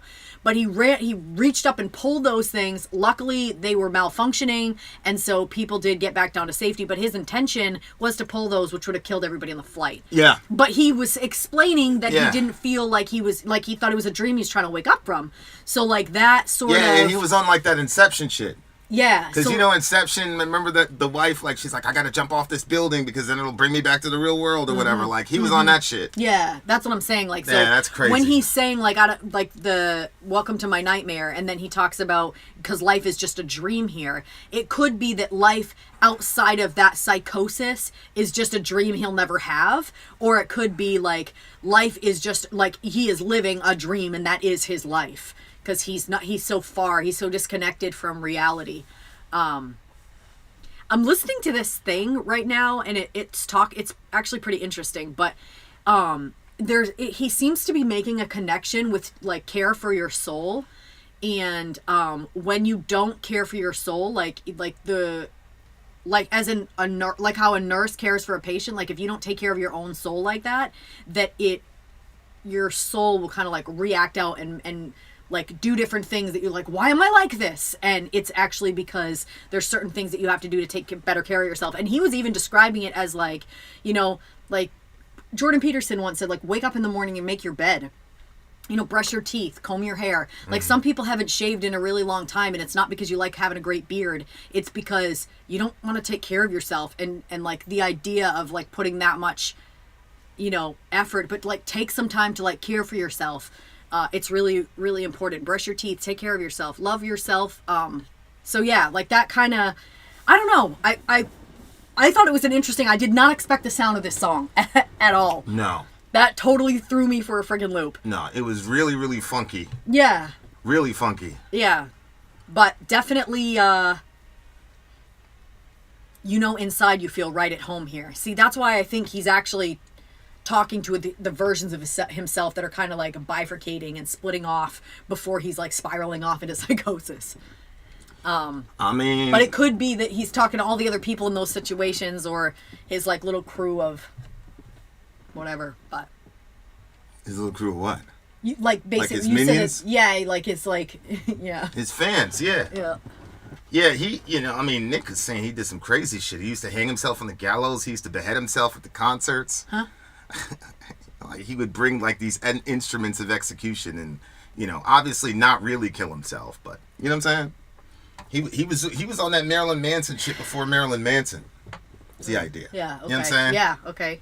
Hey, AT in this bitch. Yeah, and it's interesting. He's talking about welcome to my breakdown and all that. Like, it definitely looks like dude is, definitely internal. Mm-hmm. But I also think you could be a double entendre and say, yeah, the voices in my head, blah, blah, blah. But if you can't hang out with us, you'll be in the same situation. We get sweaty, we laugh. To me, all I can think about when I'm hearing this right now is Diddy. You know what I'm saying? Why? Because it's like, welcome to my breakdown. It's basically like a foyer into this guy's mind. Mm-hmm. But Puffy had so much money that he was able to like bring that shit out of his mind into reality, and it was horrible. God. And so there's a sort of deceptive, sort of like predatory. I'm not saying, I'm just saying, like, people all the time, like, how could somebody get trapped in a Diddy situation? It's like, what are you talking about? This guy is massively famous, seems to be above the law. Everybody around him is having fun. He pops his head in the room. What type of girls y'all want? Spanish, Russian, da-da-da. He comes back 10 minutes later with a gang of Spanish girls. Like, it's like, these are the things that kind of lure you into that lifestyle. And again, I'm not accusing this guy of it. I'm just saying, like, imagine being a 19, 20-year-old girl or guy, and hearing all that. Yeah. You absolutely would have went there. You know what I'm saying? And the thing is, like, Puff made sure he didn't really surround himself with street dudes when he was doing that shit in New York. Because street dudes ain't with all, you know what I'm saying? They're not with the Meek Mill shit. Oh, wow. You know what I'm saying? And they're also not with we're going to get girls drunk and do all, like, I've seen people at parties get hurt trying to do that shit to females. And the dudes that fucked them up didn't even know who she was. Mm-hmm. But they were like, the fuck? You know what I'm saying? So, but yeah, like, these people, they prey on the vulnerable, and, they make a deal with the devil, and it was very insidious with Puff, because he had recording all these people against their consent or without their consent. But most laws have that. If you enter in a person's domicile and it's not your place, they can do whatever they want. You know what I'm saying? They don't got to tell you that, it's being monitored by closed circuit camera, none of that. I mean, in most states, if you're out in public, people can videotape you, and they don't have to blur your face, none of that. You don't have an expectation of privacy in the public. But if he was recording in the bathroom, then that would be different, right? No. It's his domicile. Anytime that you go to somebody's house, they could have a camera in the bathroom. Yeah. And what? Yeah, that's not against the law. Okay. You can have it's your house. It's your domicile. What are they going to do? Arrest you for having a camera in your own house? You can't do that. So yeah. So that's the thing with Puff. Like, that's why a lot of these things were at his homes and all this other shit, because it wasn't public property. So, I mean, obviously, if those cameras catching you drugging girls and shit, which I'm sure that he slipped up on, because I'm certain that he was so fucked up, and he probably told on himself with that camera in the bathroom. I don't even understand why he would need to drug girls if everybody's available to his rich self. Like, that, the fact that you're doing that, that's like, there's like a whole nother level of sick here. Yeah. It's just because he can. Yeah. And it's the same thing Manson talked about. Like, they got so done using... Consent is a turnoff to Diddy, apparently. Yeah, like... Yeah. Like he's reached this peak where, like that desire to, the predatory desire isn't there if they're just flinging themselves at you. You know what I'm saying? So yeah, I mean, it's a good song. Again, I don't believe that Alice Cooper is like this. Alice Cooper is actually a Christian now, so I don't think. Oh, right, that's right. I don't think he's like this. But hey, Tony Leroy Smith and this bitch, what's good, baby? Like, yeah, I don't believe that. Yeah, like I said, I don't believe that about Cooper. But Manson talked about it, like him and Trent Reznor, they were throwing baloney at the girls and all that shit because he was just like bored. And that book was out for like 10, 15 years. And then here comes Trent Reznor doing the Me Too time. I had nothing to do with this, blah, blah, blah, man. And you see what kind of friend you are, bro. Yeah. All right, Alice Cooper, I like you the know, funk. the throw the baloney thing, like, I used to be so offended by him doing that and treating that girl like that. And I'm not offended by it anymore. I think that's horrible. But at the same time, there's the other side of it that I see also now is that you do rob from your own experiences, and it's like when you are really hungry and you've worked really hard and you stop and you have like an amazing sandwich and you're like, this is like the best sandwich I ever had, or you like stuff yourself at Thanksgiving and you like can't eat anymore, but the pie comes out and you still eat some of it because it's Thanksgiving and you have to have dessert. It's like, and you're not even really like enjoying it. You're almost disgusted with your own self. Like, that's what he did with something as like amazing, and I say amazing in the, like God created sex for human beings, like 100%. And you took something that was like so like almost otherworldly, that experience that could be otherworldly, and you made it so base that it's like dirt worthy, throwing baloney at people. Like, you cannot experience sex. Like, whatever he was doing was sexual in nature, but it was not what sex is. So, a good point. Yeah, like he robbed from himself in that. And, I feel bad for the girl that she allowed herself to be treated that way. I mean, there were multiple girls, and not all of them allowed it either. That's the other thing. What do you mean? They were forced? Like? Yeah, there's a lot of girls in the complaint that were trying to get out, and he wouldn't let them go. Okay. You know what I'm saying? Yeah.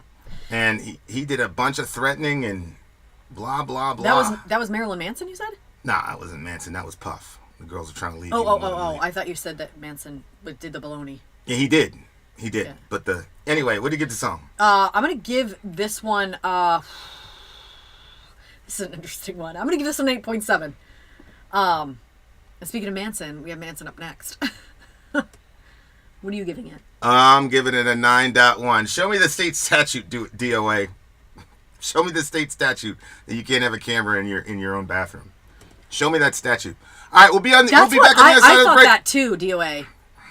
How would you litigate that? You had a camera inside your... So I'm the guy sorry. says, if you would like to get your song reviewed, dear listener, there's the filthy capitalist option. Sori says, 125 gets you straight to the head of the line. You don't have to be a part of the alliance. You don't have to be part of the group. Wait a minute. And the biggest thing is you don't have to wait. You hop, skip, and jump right in front of everybody. 125 gets you there. You do that 3 times, and you get mashed down to the $75 rate for perpetuity. Yes! Also, there is a band review option.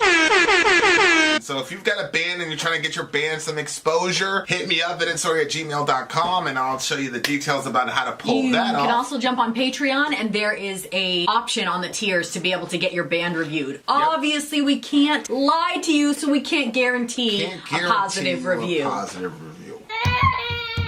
Get what you get. It's just rubbish. Rubbish. Rubbish. That's British for garbage. My favorite is a community option. $1 at the gate gets you in at Patreon. You get to join an alliance. The alliance joins their points together, and that helps determine what songs that we do. The alliances hang out on Discord. Message me on Patreon to get the link. And they do all kinds of other cool things. They do Minecraft, Dungeons and Dragons. Yeah. It's really a community within the community. Anybody can go in the village, facebook.com/Vin and Sori. There's 160,000+ people on the channel. What's cool about the Discord is that it offers a real opportunity for community connection, friendship, that type of thing. And it's on Discord, so if you're not a Facebook person, it's for you. You start off at $1. Right. Plus you get exclusives. Sori and I are working on a song. So the first 15 seconds of that was on Patreon. Also, at $15 tier and above, when we actually debut the video, they're going to be there live with us. There you are, dear listener. Buy our merch. That's so sad. Buy our merch, indeed. A child shall lead them. To buy our merch. Oh Yes, my dear, God. it's not crazy. It's not crazy? No. Especially considering the people I was dealing with up in Lewiston. That's not crazy at all, boy. All right, guys, here we go. Song numero cuatro. Okay.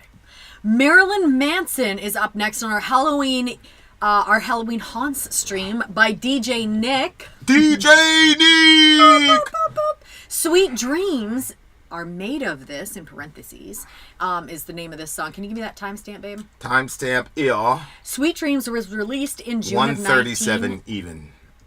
137 even. Okay.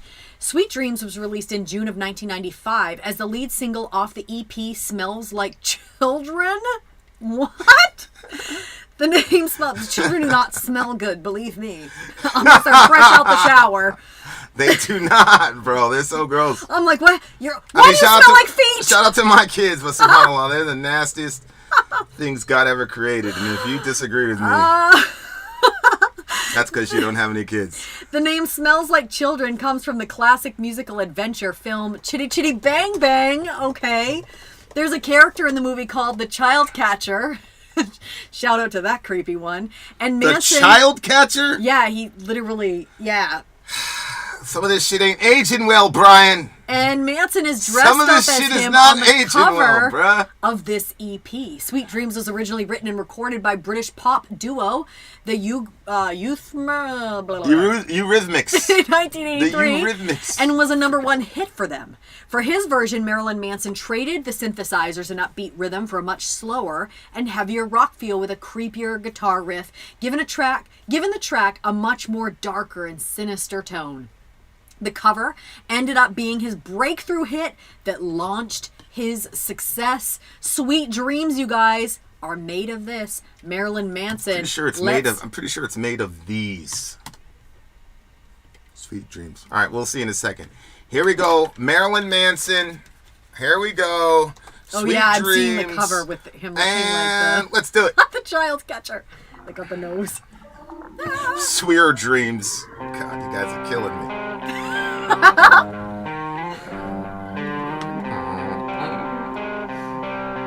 I know this song. You do? Sweet dreams are made of These. to disagree. Travel the world and the seven seas. Official video on that side over there. Looking for something. What do you Some of them The video is want to official. use you. And that bass. Some of them wanna get used by you. Some of them want to use you. Some of them want to be out you.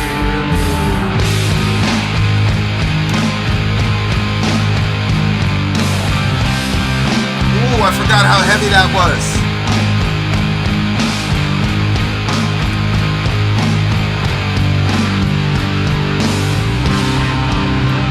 Look at it. That's what I'm saying.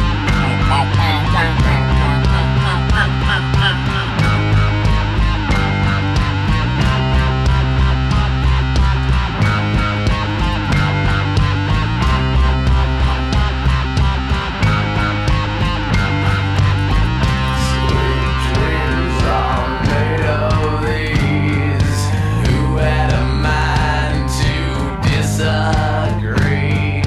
Travel the world and the seven seas. Everybody is looking for something. Some of them want to yell, yeah. Some of them want to get used by you. Some of them want to up-yell, yeah. Some of them want to be Ooh, I like that solo. Woo!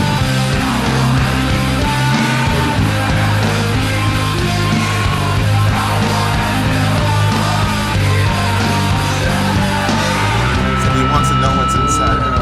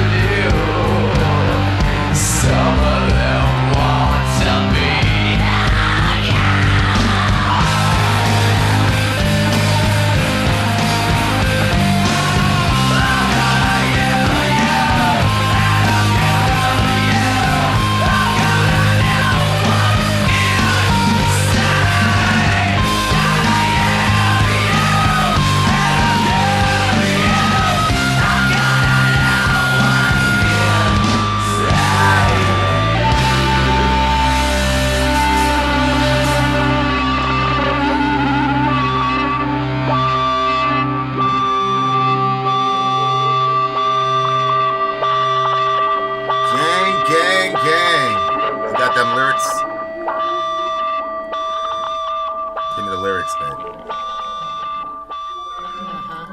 That was Brian Warner, a.k.a. Marilyn Manson. I can't believe the dude in that video got baptized. That's crazy. God, that's crazy. That's crazy work. That's crazy work, Lord. Wow. Yeah. What's going on with you in the song, bruh? I mean, if the expressions of the body are expressing issues of your soul or your spirit and what's going on internally, like it's like the unseen part of yourself expressed visually, like man looks tormented, you know, and it like I don't know, like you just wonder like what happened. Like, you know, people say, like, who hurt you? You know, like, but sometimes they say that just because they're not actually trying to help somebody. Remember, this is a cover. Can you give me the lyrics at some Yeah, point? I already sent it to you. You did? Yeah, I don't know why it's taking so long for the text to get over there, but... I got you, okay. All I have is Welcome to My Nightmare. Yeah, right look. I sent it to you. All right. Go ahead, talk to the people. Wait. I just sent it twice, Dorian! Every day. Every day. Every day. All right, continue. Unbelievable. Unbelievable. Okay. No wonder you weren't getting it. Yeah, no, okay, so... I don't know why it's going so slow. Oh, it's a computer's fault. Okay. Well, that picture took a long time for you to Shit get it. hasn't been chippy the entire night, but all right. No, the picture took a while for you to get it when I sent it. But All anyway, right, go ahead, talk yeah, to me. I understand that it's a cover, but it's still like what he did with the cover. Like, I don't know, did the original look like emotion he put this? into the I cover. mean, well, no, yeah, it like, did not. It did not look like that. That's what I'm saying. So he took a song that was one way and he expressed himself through it, and I mean, wow. But this is what I was talking about though with Diddy. Okay, what do you mean? Sweet dreams are made of these. Who am I to disagree? Travel the world in 7 seas. Everybody's looking for something. Yeah. So you want to get you've got a sweet dream that you'll do anything to accomplish. Okay. Right? Yep. Yeah. So then sure. The gatekeeper, the individual who gatekeeps your dreams, essentially has complete power over you. So you look at the next line. Sweet dreams are made of these. Who am I to disagree? Travel the world in 7 seas. Everybody's looking. Some of them want to use you. Some of them want to be used by you. Some of them want to abuse you. Some of them want to be abused. So it's this weird, strange sexual undertones about having stars in your eyes and then getting abused in order to get to where you want to get to. Mm-hmm. And then it's like, who am I to disagree? And you can look at that from both sides. You can either look at it from the side of the predator and the perpetrator and say, hey, this is how the shit goes, man. Everybody that's at my level, this is what we do because we earned it. So who am I to disagree? This is a system. I don't make the rules. I just play by them. So that's one, or as the, you know, they used to say in the hood, don't hate the player, hate the game. That's why they offload responsibility. But you could also look at the other way too, of the person being victimized by the predator and saying, well, this is how it is. They're listing off the names of stars that have done XYZ thing to get to where they need to get to. Hell, I'm not gonna say that. Don't say it. Fuck it. I mean, look, you might end up being the president of the United States if you sell yourself out enough. Right? So, like, this shit it's in our day and age, like, you know, like Marilyn. The thing that got me about the whole Marilyn Manson situation when he was going through it was like, I said this in the previous song, the way that he described treating the women was horrible, but everybody around him was encouraging him. Nobody told him this is horrible, blah, blah, blah. And he's a grown man, like, I get it. I'm just saying, like, all of y'all were playing that game. But because Marilyn Manson was so blatant about it, you want to act like he's the only one that was doing it. Like, I don't believe any of y'all. Any of y'all that was rolling with dudes heavy, like Trent Reznor, I don't believe him. Sorry. You know, you're Mr. I want to fuck you like an animal, right? So, like, I'm supposed to believe that you, you know what I mean? But, like, yeah. my point is like, the Me Too situation was so fascinating to me because, especially as it related to musicians, like, the acting thing and all that, like, we don't know that world. But the music world, we do know the music world. And there are times when you, especially, you know, modern pop, they all sound the same. They all look the same. Yeah. Right? And so you say to yourself, okay, how did this person differentiate themselves in the audition? Yep. When she's not a very high talent vocally. How is this happening? Right? And so, like, there's a lot of fuck shit going on. You see what I'm saying? And your culture, they're so inundated with that culture that when outsiders finally break that ring and say, you guys are crazy, I mean, these people need therapy afterwards. Because they really, and I think that's one of the reasons Manson got baptized, because it was just too much for him. And, you know, when all your friends abandon you because of some bad thing you did, and then somebody says, hey, here's somebody that knows every bad thing you did and paid the price for it already. Yeah, that looks like a pretty appealing... You know, I'm starting to notice people as they get older are less carefree about blasphemy. I'm starting to notice that. You notice that with the Anna Kasparian, see the trajectory she's going on. Same thing with Manson. Like, God will teach you, man. God will teach you. These people don't love you, bro. And like, the industry is crazy. The industry is just insane. Yeah, I think, like, one of the things that I would say, like, Marilyn Manson, you know, I didn't, like, read it directly, but apparently he came out and said that he was doing the baloney thing. Was he bragging about it when he said it? Yeah. He was talking about him and Trent being on the bus telling baloney short. And he was bragging about it. It wasn't like him 100%. saying, this was... Yeah. Okay. But then I remember reading it in the Virgin Megastore. I used to, because we didn't have any money. Did it bother you when you heard it? Absolutely not. I just read right over it. I'm like, I wanted to, like, get to, like, the satanic stuff and everything with Anton LaVey, but I think it was A Long Hard Road Out of Hell, I think was the name of the book. But I didn't give a damn about the baloney. I didn't care. I mean, especially with a New York mentality, forget it, bro. Yeah. Forget it, because we were all like, man. Yeah. You know, like, we didn't care. Yeah. And that's why I'm saying, like, he had all these people around him doing that shit. Like, you had all these enabling people around you doing all kind of weird shit. You know what I mean? Like, yeah. And nobody's stopping you, and you got to stop your friends, man. Yeah. I think, like, you said he ended up getting baptized, which I'm going to actually look that up after, because I actually want to see it. If it was it recorded? Yeah, I think it's him. I think Ye baptized him, actually. Oh, really? Yeah. That's interesting. Yeah. Wow, okay. But there's, like, a lot of different, like, religions or different, like, versions of spirituality have washing or hand washing as a ritual, and it's a sort of, it's the idea of, like, cleansing and washing something away from you. But Christianity has, like, this whole, like, your entire being goes under, because it's not just your hands that are dirty. It's not just the things that you've done with your hands. It's not just, like, you can't just wash out your mouth and the things that you say, but, like, all of us, from the top of our feet from the top of our heads to the bottom of our feet, we're nasty. We've all done things. We've all said things. We've treated people different ways. We've been treated certain ways. We've accepted treatment of ourselves by other people that we should never have accepted, and that made us dirty. And so, like, that's like one of the many beautiful things about Christianity is that it comes from this standpoint that it's not just some people that are that nasty that they need their entire body put under the water, but it's that all of us are in that place. And it's the people that recognize it that say, like, okay, you know what? That's me.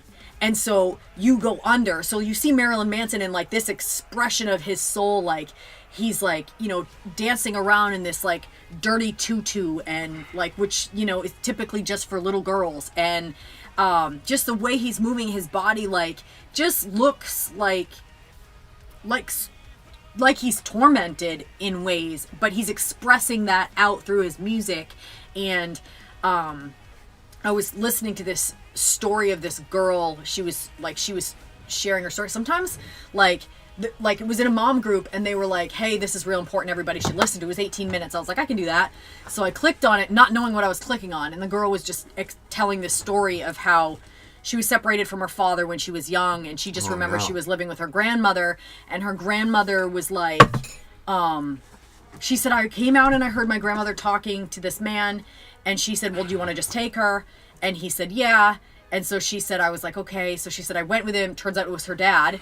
And she went with her dad, and she said one night, she didn't know how long she was going to be there. She assumed she was going to go back to her grandmother soon, turn into 2 nights, and then 3 nights. And then she said, I started feeling really abandoned because nobody told me what was going on.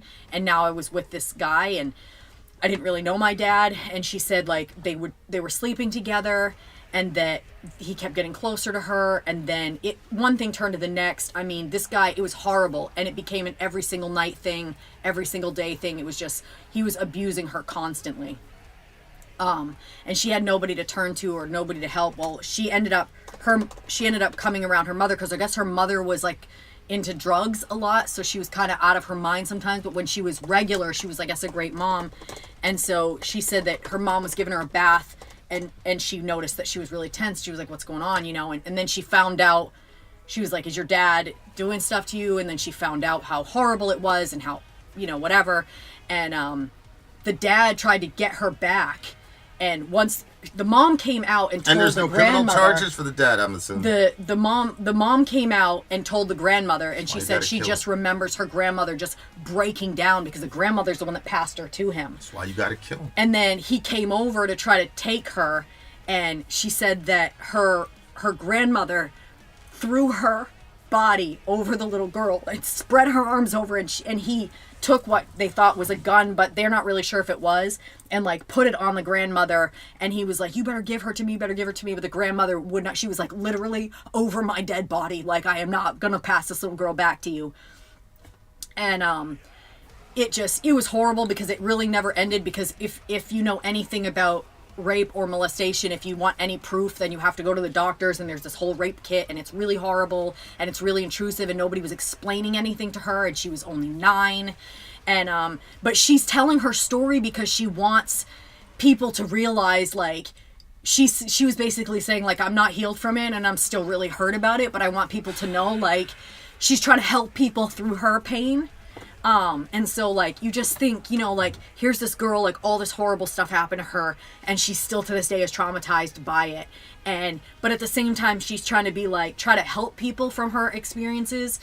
And, you know, some people through their experiences go out and, like, they're so hurt that they're destructive in nature, and their soul is destructive, and they want to destroy other souls, and they want to destroy other people. And, like, I just think it's really, like, Marilyn explained how he was treating that girl, and I say that's destructive, throwing baloney at somebody and treating them like subhuman like that. But he came out of it, like, he came apparently on the other side of it, and he recognized something about the way that he was with other people, but I always think to myself, like, how did the person get there? Like, did something happen to him when he was younger? Did he just, you know, we're all sinners from the time that we're born. So, like, you can get there just from existing. But at the same time, like, did something push that along to make it more difficult? But I mean, we got to protect each other. We got to be looking out for abuse and making sure, because it said some of them want to abuse you and some of them want to be abused. Like, neither one of those situations are good. Like, abuse is not good. So I don't know, like, it was a really interesting song, the way that he performed it. Like, I'm familiar with the original version also, but definitely he, like, made it into something else. And there's this Christian rapper, he's got a song called Millstone, and it's just rapping about killing these pedos. Well, wait a minute. What ended up happening was her father did end up, she had to testify against him. That was pretty horrible. He did end up in jail for, like, X amount of years. Good. And then when he got out, she said, I was going to confront him. And so she said, he ended up, she said 2020 prevented that because of COVID. The show? No, like, literally the year 2020. Oh, the pandemic, yeah. Yeah, because he was in the hospital and he had, like, some breathing issue or something. And so she was prevented from seeing him. And then when she was able to go, he slipped into a coma. And so she's like, I never got to confront him. She's like, at the end of the day, she's like, I just wanted to hear him say, I'm sorry. And it's, like, weird because you think, like... That's why God put him in that coma. Because he was not going to say it to her. He's never going to say that shit. They're not sorry. And I don't give a fuck what happened to them when they were 3. I know plenty dudes that shit happened to them. Violated like a motherfucker. And Never didn't did that do to that, people. yeah. The same sun that hardens the clay melts the wax. Just because a bad thing happened, especially as a male, just because a bad thing happened to you when you were 3 or 4, you should allow that heat and that pressure to turn you into a softer person on the inside. A protector. And that softness will eventually harden and you'll be able to be a protector. But all this other shit, especially if you're a man, I cannot tell you how little I give a fuck about what happened to you when you were 3 or 4 that justifies the shit these people do to kids. Sorry. Not and there's sorry. always like That rapper came out with that song. It's called Millstone. He's just talking about killing these niggas, bro. The whole damn song. He's like, wait a second. When does this pedophilia shit become cool? We gotta kill these niggas, bro. Nah, man. And you know, I'm not right on this. Sori's right on this. I'm not right on this as far as like theologically. I mean, there was one time in church where honestly, like, I was scheduled to speak that I shouldn't have spoke that day. Because I went after one of them dudes. Because he was a repeat offender, and if I went into the details, you guys would be like, hell yeah. But I was moving on, dude, and I told him, I said, listen, I told you a bunch of times to get the fuck out of here, and you won't get the fuck out of here, and if you don't leave right now. Did you curse when you said it? Nah. Oh. Nah. But everybody was like outside, and like everybody knew the deal, they knew what it was, but like, he's like, you're scaring me, and I'm like, yeah. And you know. You mean how that little girl probably felt? Yeah. Yeah, the one where you jumped in the girl's window and shit. So I was like, you know, I was seriously going to put that dude, I was really going to hurt that kid. I was really, really going to hurt him. If he would have stayed there when I was advancing, if he would have stayed, I would have really hurt him. And then like 10 minutes later, I'm up there talking about Jesus. Like, you guys should have been like, the fuck, get up, sit down. Y'all should have been like, sit down. But you know what they were doing? They're like, all right, yeah, boy. To be Yeah. honest with you, like, you know, I don't know if it would have changed anything. Probably wouldn't have changed anything. But I like you were always like very calculated in the way that you handle situations. So I mean, I didn't know how you were like. I think my ex knew because he was like, you know what I mean. I didn't really know. Yeah, he jumped out of the car. Yeah, I didn't. He's really... like, no. It's too late. Yeah. Because we're turning in. I said, I said, fucking this nigga again. I told him not to. And dude's like, I know, Vin, but yeah. And I jumped out of the car before he stopped driving. Bro, I ran over there. I was like, yo, I'm gonna fucking murder you, dude. And I'm wrong. This stance that I have with those people is 1,000% completely hypocritical to what I believe Jesus wants in the world. It is a giant weakness of mine, and I do not believe. I'm not going to get into a bunch of detail. I personally don't believe I'm ever going to overcome my hatred of those people. But I will say that, you know, Sori's in my life, and God knows that's the only vehicle in which I could even begin to think of. Like, literally, if Jesus appeared in my room, it would have less impact on me about it than you. What? Because there are certain things that Jesus can do if somebody wanted to hurt him. You see what I'm saying? And so, knowing your background and your hatred of men, for you to say, Vin, you're wrong on this. I see. You have no excuse. I see. And God put you in even Shorty. She's the same way, even though, you know? So I'm like, God like changed your heart pretty mega, because you were pretty much right there with me back in the day. And completely changed your heart. And honestly, is a lot of the channel. Yeah. And like, that's the thing about Jesus. I mean, he's going to keep fucking with you. You know what I'm saying? He's twisting that dial. He's going to keep doing it until come with me. Until he can see Christ in you. Yeah. Yeah.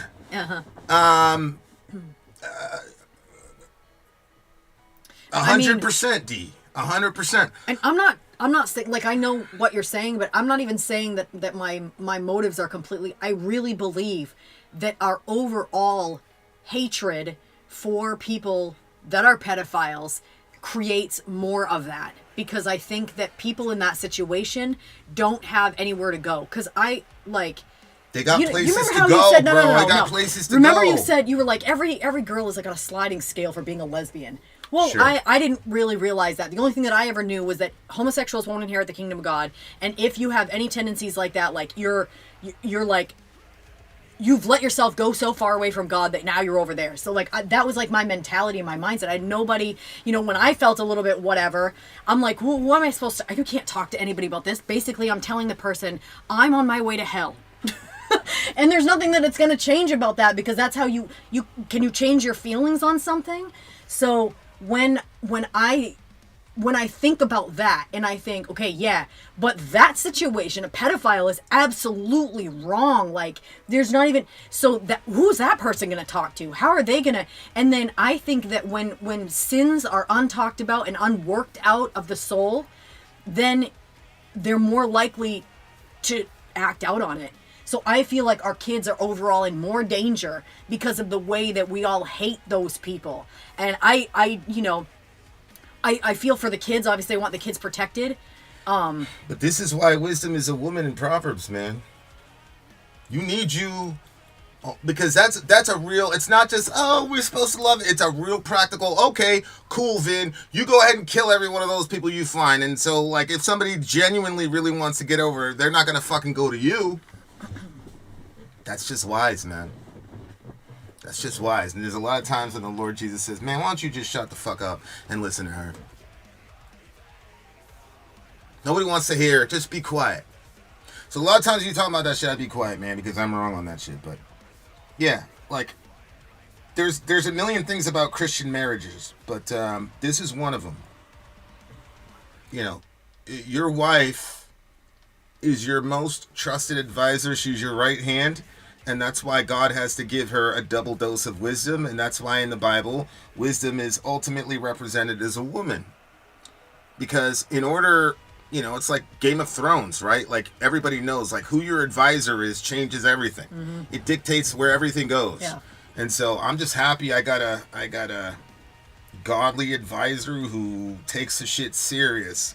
Everybody knows I take the Bible serious, but that's an island in my heart that's not biblical at all. Be that as it may, you still had a win recently in that front. Secondly, wisdom is free. All you have to do is ask God for it. I'm telling you, it's the craziest thing. There's a couple things in the Bible where he said, look, if you just ask, I'm going to give it to you. And wisdom is one of those things where if you're just, and prayer is like, it's not like some formula. It's not, like I know Jesus said, he said, pray like this, hallowed be your name and all that. It sounds very whatever. That's a great prayer. And it's very important that we pray that prayer. But at the same time, it's about talking to God. And so you just ask him, hey, look, I just need wisdom. Can you give me wisdom? Wisdom that comes from you. And there's a lot of wisdom in the Bible. Like, even if you're not a religious person, if you read the Bible without trying to like get yourself closer to God, but you were just looking for principles of wisdom, it's loaded with principles of wisdom. So, yeah, like if you're a wife or you want to be a wife, like that's something that like pray diligently for, because I notice an increase in my wisdom and your praise of my wisdom whenever I'm praying for wisdom. So, there's your, that's what I'm saying. Like it's terrible, but God knows me. If he thought appearing to me in a Shekinah cloud would have done it, he would have done so. He knows me. I'm only going to get to him through this one. It's so interesting too, because if you weren't so like aggressively like angry and violent about it, like the millstone thing and all that, I don't know if I would have changed my position on it. Because of like my man hatred and right. Kids and all, I don't know. But I think because you had that front taken care of, then I was like, well, we well, yeah. Anyway, I'm gonna give this song a 9.2. Hopefully, Marilyn Manson is fully repentant. I didn't see him I didn't see him being baptized, but I did see him baptize some little girl, his daughter or something.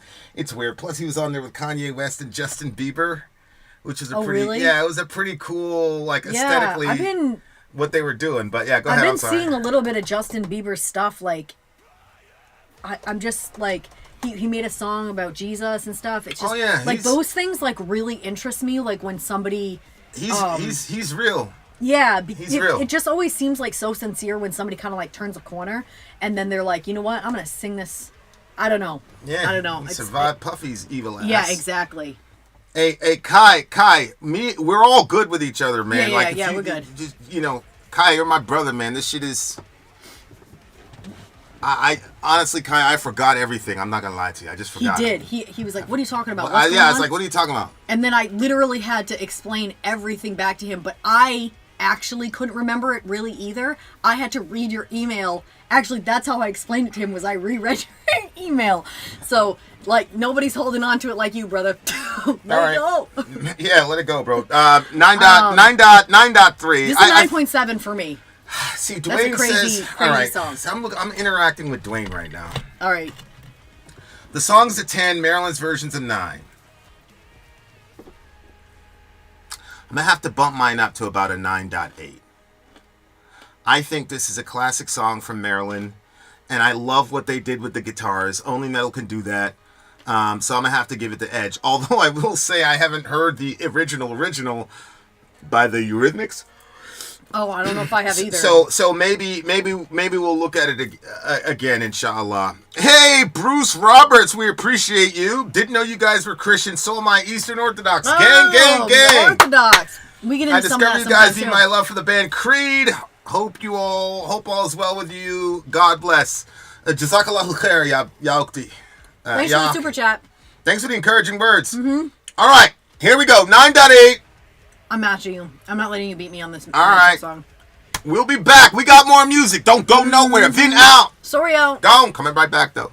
I'm Vin. I'm sorry. If you would like to get your song reviewed, dear listener, there's the Filthy Capitalist option. As Sori says, 125 gets you straight to the head of the line. You don't have to be a part of the alliance. You don't have to be part of the group. Wait a minute. And the biggest thing is you don't have to wait. You hop, skip, and jump right in front of everybody. 125 gets you there. You do that 3 times, and you get matched down to the $75 rate for perpetuity. Yes! Also, there is a band review option. So if you've got a band and you're trying to get your band some exposure, hit me up at insori@gmail.com, and I'll show you the details about how to pull You that can off. also jump on Patreon, and there is a option on the tiers to be able to get your band reviewed. Obviously, we can't lie to you, so we can't guarantee, Can't a guarantee positive you review. A positive review. Get what you get. It's just rubbish. Rubbish. Rubbish. That's British for garbage. My favorite is the community option. $1 at the gate gets you in a Patreon. You get to join an alliance. The alliance joins their points together, and that helps determine what songs that we do. The alliances hang out on Discord, Message me on Patreon to get the link. and they do all kinds of other cool things. They do Minecraft, Dungeons and Dragons. Yeah. It's really a community within the community. Anybody can go in the village, facebook.com/Vin and Sori. There's 160,000+ people on the channel.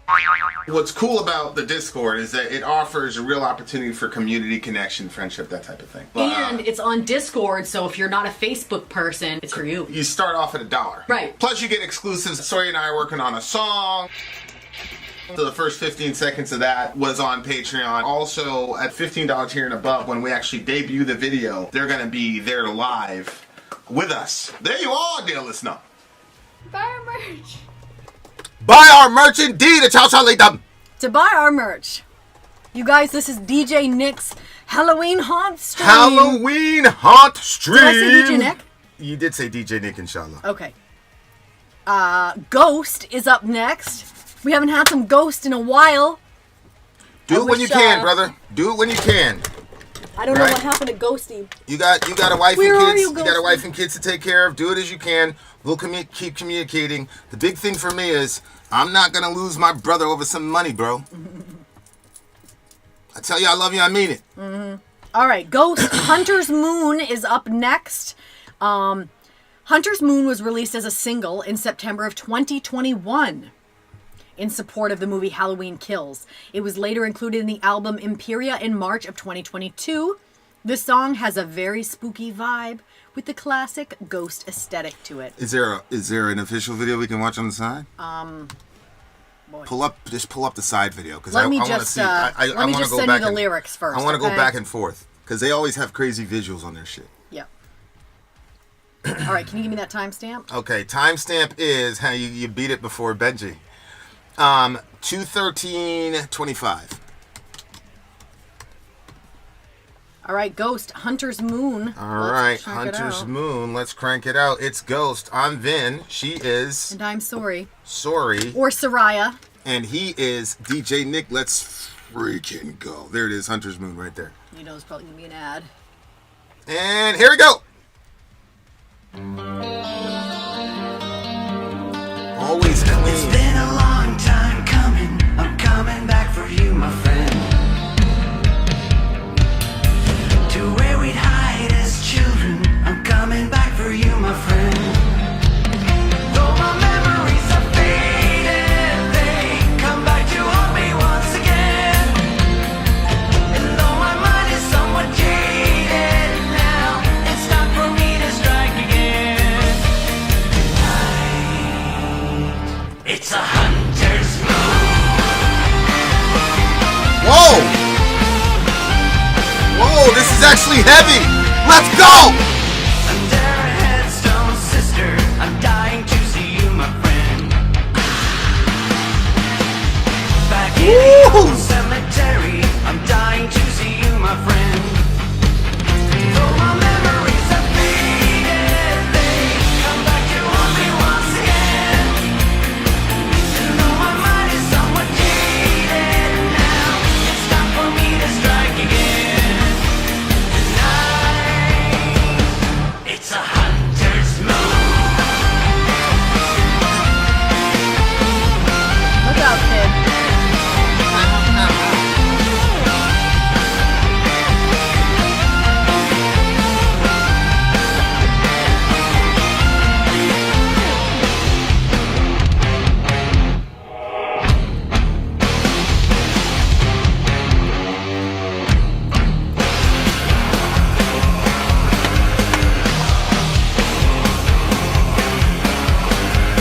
What are they saying? What are they saying?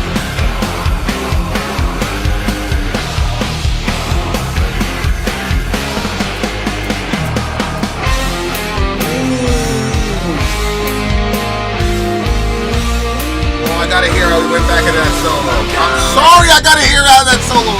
That slide into the solo was fucking sweet, boy. Nick, what are they saying here?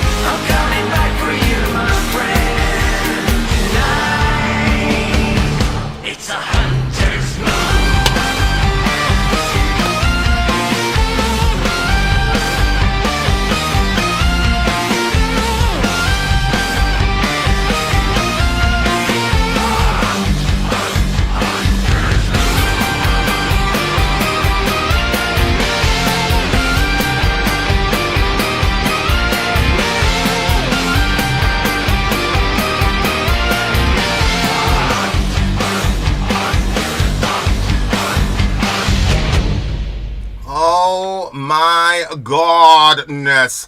I think Ben said it. We have needed. I think Ben said it. Is this was the most metal, heaviest Ghost song I've heard. Yeah. And maybe it's not that heavy, but we've been doing some instrumentals. We've been doing some rock. Mm-hmm. This was metal. This was metal. They understood the program. This I don't like Ghost as a band, and it's not because of the Satan stuff. I just don't like. I respect the. We're gonna sing really poppy like from the 1960s, but it's all gonna be about Satan. Like I feel like that's a really original idea. Yeah. And sometimes original ideas can turn into gimmicks if you keep repeating them over and over again. Yep.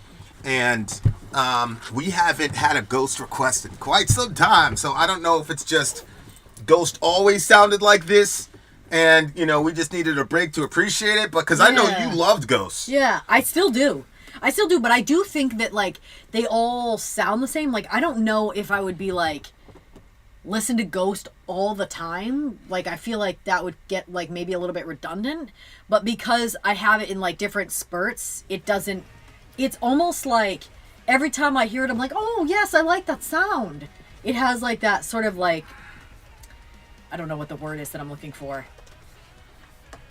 Like a sort of familiar, like Go ahead. comfortable feel. I don't know how to describe it. But yeah, I like it. I like it. So I've been watching this Exorcist. It's a pretty new, what do you call them, obsession? You always call them obsessions with stuff. Yeah, Vinny has a lot of obsessions, I think. I really don't. I only really have one obsession, but everybody in the world seems to know it except for the person I'm obsessed with. It's been a long time coming. I'm coming back for you, my friend, to where we'd hide. The Exorcism. You brought up obsessions for that. I'll tell you in it's going to come out. It's going to come out. I'm coming back for you, my friend, to where we'd hide as children. I'm coming back for you, my friend. Though my memories are faded, they come back to haunt me once again. And though my mind is somewhat jaded, now it's time for me to strike again. Tonight, it's a hunter's moon. Under a headstone, sister, I'm dying to see you, my friend, back in the old cemetery. I'm dying to see you, my friend. Though my memories are faded, they come back to haunt me once again. And though my mind is somewhat jaded, now it's time to strike again. Tonight, it's the hunter's moon. Ooh, I'm coming. I'm dying to see you one last time together. Though my memories are faded, etc., etc. It's a hunter's moon. So this guy is dead, obviously. He's either a ghost or a demon, right? Wow, how did I miss that? I thought... Well, it says, under the headstone, I'm dying to see you. Under a head. I thought he was saying he's dying to see her dead under the headstone. I thought he was alive and he wanted to kill her. My friend, back in the old cemetery, I'm dying to see you, my friend. Yeah, I thought that was him saying, I want to kill you and put you beneath the cemetery? headstone. I thought that's what he was saying. Like, he wants to kill her and put her underneath the headstone. Well, it's interesting because he says at the beginning, I'm coming back for you to where we'd hide as children. I'm coming back for you, my friend, though my memories are faded. So it appears that when they were kids, back to me. they hung out in the graveyard. That is a very interesting meetup spot. When we used to take our walks in Maine, I was thinking about that. There was this graveyard that we'd walk by, and like at nights it was kind of spooky, and then like in the daytime it was always sad because you see somebody putting flowers somewhere or some shit. And I remember one time, like there was a cop there, like coming out of the gulch or whatever. There was a cop there, and I so wanted to like throw a rock at him, and then me and you book it, and then just hide behind the headstone so you'd never find us. But I was like, nah, you can't disrespect the dead like that, bro. What the hell? This is not a fucking jungle gym. What's wrong with you? I mean... So I vetoed it! I mean, that's a cool idea. That was a cool, like, whatever. But if I was, like, the dead that was there, I would be so glad that some kids were doing something. I'd be like, finally, some entertainment! Oh, maybe it was the cops that put him there. Who knows? Yeah, well, next time... Yeah, if I had to redo that, I'd have done that shit. Because we were doing a lot of running at the time. We'd have dusted that cop, bro. I got a video right now on YouTube. They tase him, all type of shit. The dude broke out. That cop said, man, fuck this shit. He just quit on it to me. You know, skinny black dudes that never hold weight, but they're like, boom, he was out of there. The background vocals were singing Latin. Translated, they're singing, to hide my sister, your death, my life, to hide my sister, death conquers all, is what they were saying in Latin when I was saying, what is that? It's funny because when you talked about that cemetery, I also have like a... I've always had like a very like scary, like I'm always very like scared about a cemetery. I was like, I never want to live by a cemetery. I didn't even like driving by cemeteries. You were afraid of cemeteries. I've always been like very uncomfortable with the concept of a cemetery. I think part of that had to do with like I don't know if every family's like this, but they're always trying to like normalize death, like as like the normal cycle of like life and death. So they brought us to so many funerals because my mom's side of the family had a lot of people in it, and a lot of them were like old, and so there was like a lot of like funerals that we would go to. And, like, they were always, like, open casket funerals. And so you're, like, curious about what's going on. And you don't have any emotional attachment to the person. So you're, like, walking up to, like, peer in at this body. And, like, they would, for some reason, they like, people felt good if you, like, put your hand on them. And so you touch their, like, cold. It was horrible, like, honestly. And it would, like, always make me feel, like, really creepy for a while after. And then I remember, like, getting to funerals and feeling, like, laughing all the time at, like, everybody mourning. And I remember, like, there was a time where one of our kids, like, anytime something would get serious, she'd start, like, laughing. And I was like, I'd tell her, like, honey, I get it. Like, when stuff gets serious, like, sometimes people just, like, feel a little bit too, like, I think it was just too much. And so, like, you just start looking around. You have no emotion for the situation. It's just like, and you're a kid, so you're thinking, why is everybody crying? Old people die. Isn't this what happens? Like, I thought you said this was the normal cycle. So what? You know, it was just a weird, and the lighting was always dim. I never understood those lights, and they always had a red light. Now I get it. They always have a red light by the open casket because it puts a warmth look onto the body so it doesn't look so gray and green. Because, you know, white people, we just... Well, black people, it's pretty bad, too. Is it? Yeah, when rigor mortis sets in on a black person, it's the ugliest shit you've ever seen, for sure. Oh, my God. Okay. Well, anyway. You can tell. I never thought of that, but... Tell. Skin goes from black to gray. Literally goes black to gray. It goes gray, literally. When you get sick, and you came out of the bathroom the other day and you didn't feel good, and I was like, you don't look good. You look pale. Like, yeah, it was a little bit shocking because I'm used to a certain level of color in your face. Where maybe we just kind of look a little pale regardless. And yeah, okay. Y'all halfway there regardless. Stop it right now. We're the original man. Well, anyway. So yeah, I've always had like this really like, I don't like anything about cemeteries. I don't want to look at it. I don't want to think about it. I don't whatever.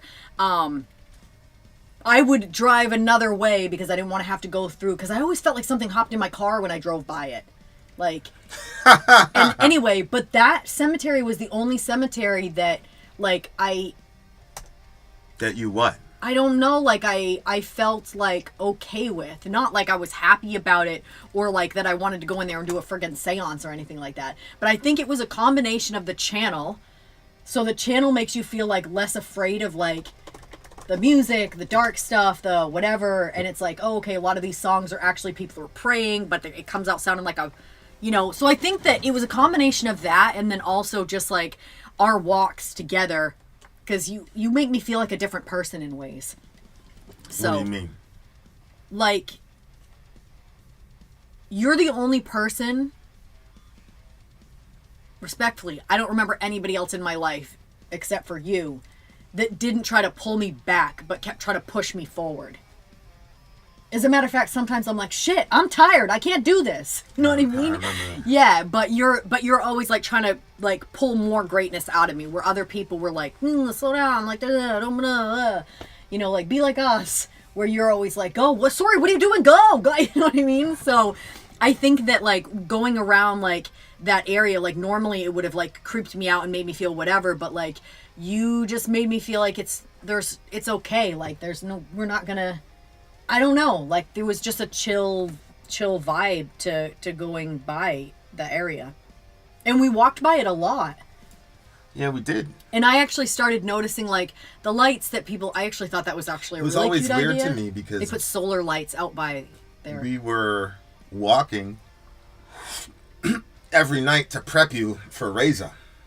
Because like when you get to like the end of the third trimester, you want to do a lot of walking. You want to make sure that you're limber. Gravity helps. Anything helps at that point. And I just remember like the irony of like we're taking this walk because a new life is coming into the world, and we're walking by this field of death, and it was just like a weird type cycle of life type shit, you know, where it was like, man, like that's so interesting. Okay, That's what happened. Thank you for saying that, because that just gave me some clarity. So I always looked at a graveyard as what you just described, like it's a field of death. But our walking by it and everything, like I stopped seeing it as a field of death, and I saw it as like the little lights that people had out there, like the concept of like, not like sprites, but like the concept of like spirits. Like we're Christians, so it's a different, like it was kind of like more encapsulating, because again, something about being a part of this channel has opened up my understanding for different things, and I look at things a little bit differently. Like okay, so we believe in death and a resurrection after. So anybody that's dead, or their bodies are in that death field, or whatever you want to call it, the graveyard, like all those people are now resurrected, so they're more alive than they were here. So it's actually a field of life, because all of these people, these headstones, represent like some spiritual greatness that's happening somewhere else that is unseen to us. So I think that's how I started seeing. That's how I was seeing it. So it wasn't like the fearful, like these people are dead. It was like, wow, all these people are spirits now that have gone. Like, you know, I guess it depends on where the person's going, but yeah. But anyway, yeah. All right, what'd you give this? 9.8. I love me some Ghost. What's my favorite part of that song? Part you were wound. Which was what? the way they went into that solo, the way they transitioned to that solo, that's also one of the problems I have as far as songwriting goes. And that's why when I did the solo that I did, that I put up there, is in no context whatsoever. It's just because like to be able to transition into the solo the way that they did, like I had a friend, he used to be crisp, you know, it's like saying excellence, like it was like crisp, the way they did it. You knew that you were sliding into it, but it was like one of those things where like you do, like you're falling backwards gently. Me, you're just getting shoved to the ground. But like it's you know what I'm saying, in every way, even in guitars, like it just rah, you know what I'm saying. But like this one was like ooh, and it just flowed. And I don't, because of all the aesthetics and the thematics and all that, I don't think Ghost get credit as musicians, right? Musicians. I think a lot of people respect the lyrical content. I think a lot of people respect the aesthetics. I think a lot of people respect the thematic concept of the band as a whole. But I very rarely hear people talk about the Ghost guitarist and how good he is, or the drummer and all the rest of it. I just thought it was absolutely incredible the way that they did it with the musicianship. And that was the big thing that got me on this song, because I truly, really have slept on Ghost as musicians, especially as metal musicians. Yeah. So like that.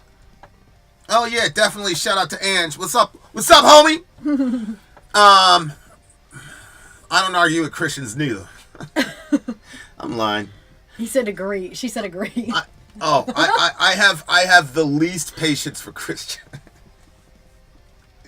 I'm like, honestly, people are gonna tell you different, but hang around for a while. I'm literally one of the worst Christians on the planet. I'm not even lying to you. You know, like I was in that space before too. Like, remember like the comment section? I was like, oh, here we go with the Christians. Like, you always knew where they were because they were judgmental, or they would like send us emails and they would be like demanding free shit because they were Christians. Oh my like, why God. don't you go to work? And while we're doing a baby shower for a girl who has nothing, who chose life, we're out here trying to, you know, like, oh, okay, so we believe in life. Let's support Shorty. And I'm not lying.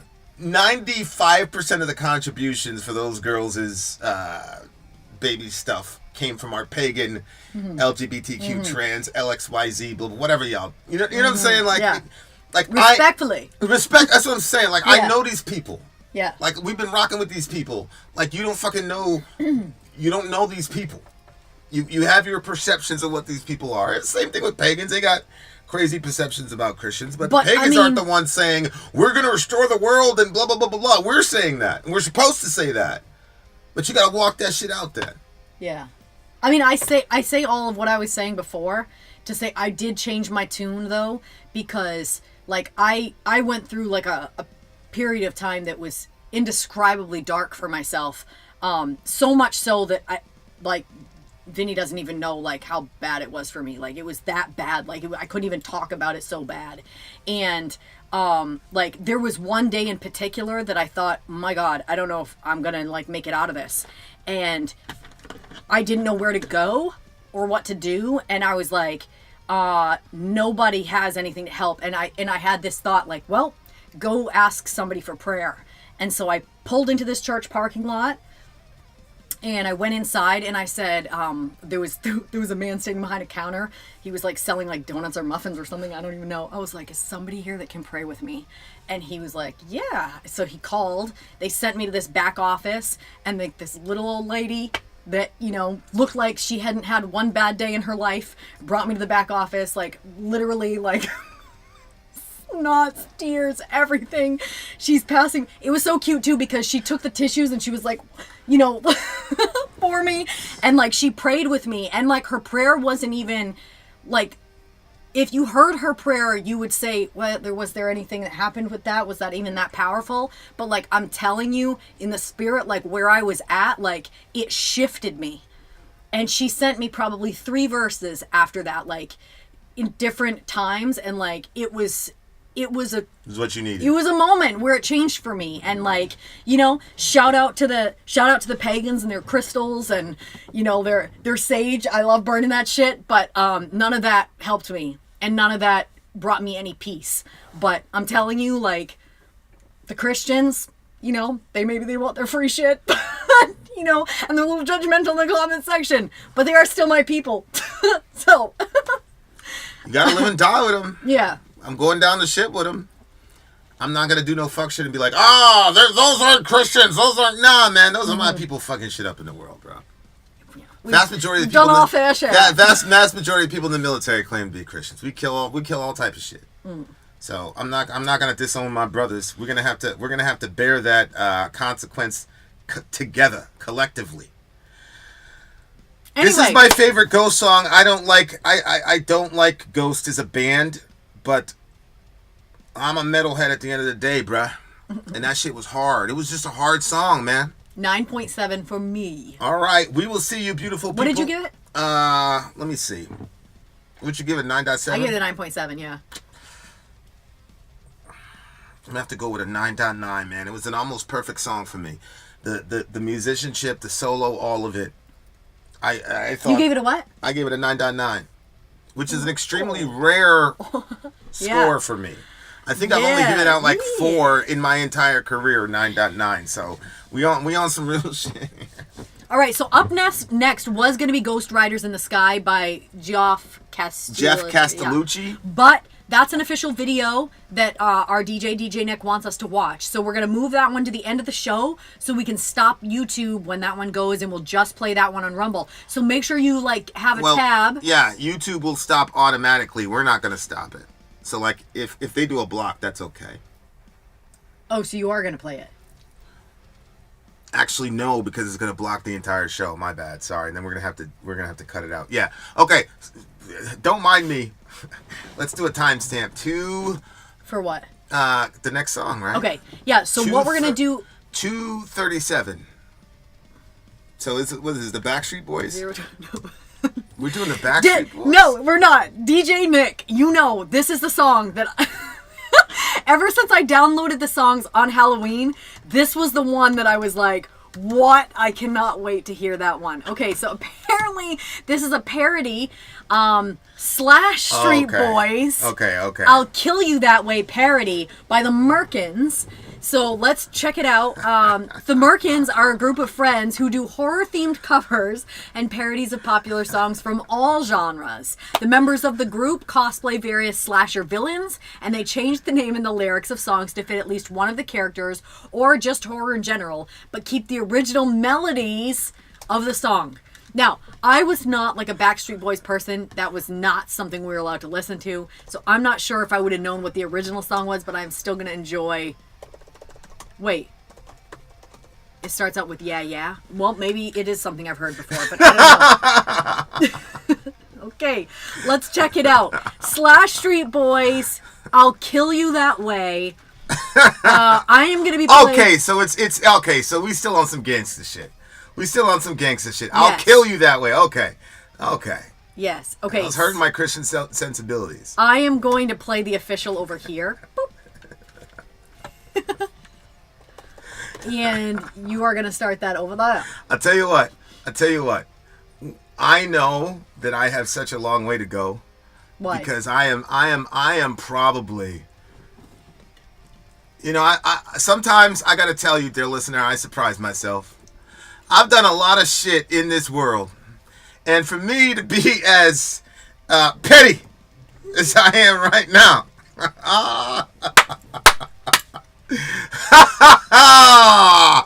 okay, here we go. Okay, Slashstreet boys, I will kill you that way. Oh my God. Viewer discretion is advised, dear listener. Official going over here. But I'm happy it's not Backstreet Boys. Yeah, I know. You're about to disown Nick himself.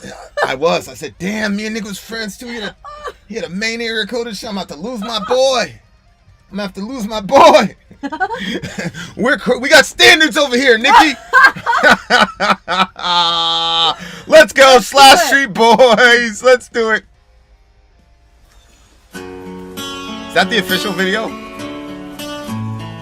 I don't know. That looks like the official video to It me. does. Why did you do that? Pause it. How many songs but does one- the Slashstreet boys have? 34 million views. Ooh, I don't know. What do you think? The market. I don't know. That is. Do you want to just play that one at the end and just do the both at the end? This one and the Ghost Riders one. We'll take it off YouTube at the end. I don't know what you want to do. I didn't catch that one. Click the Merkins again. This? Yeah. How many subs do they have? They have 1 million subs. Yeah. There's no. That's gonna get. Subscribe or die.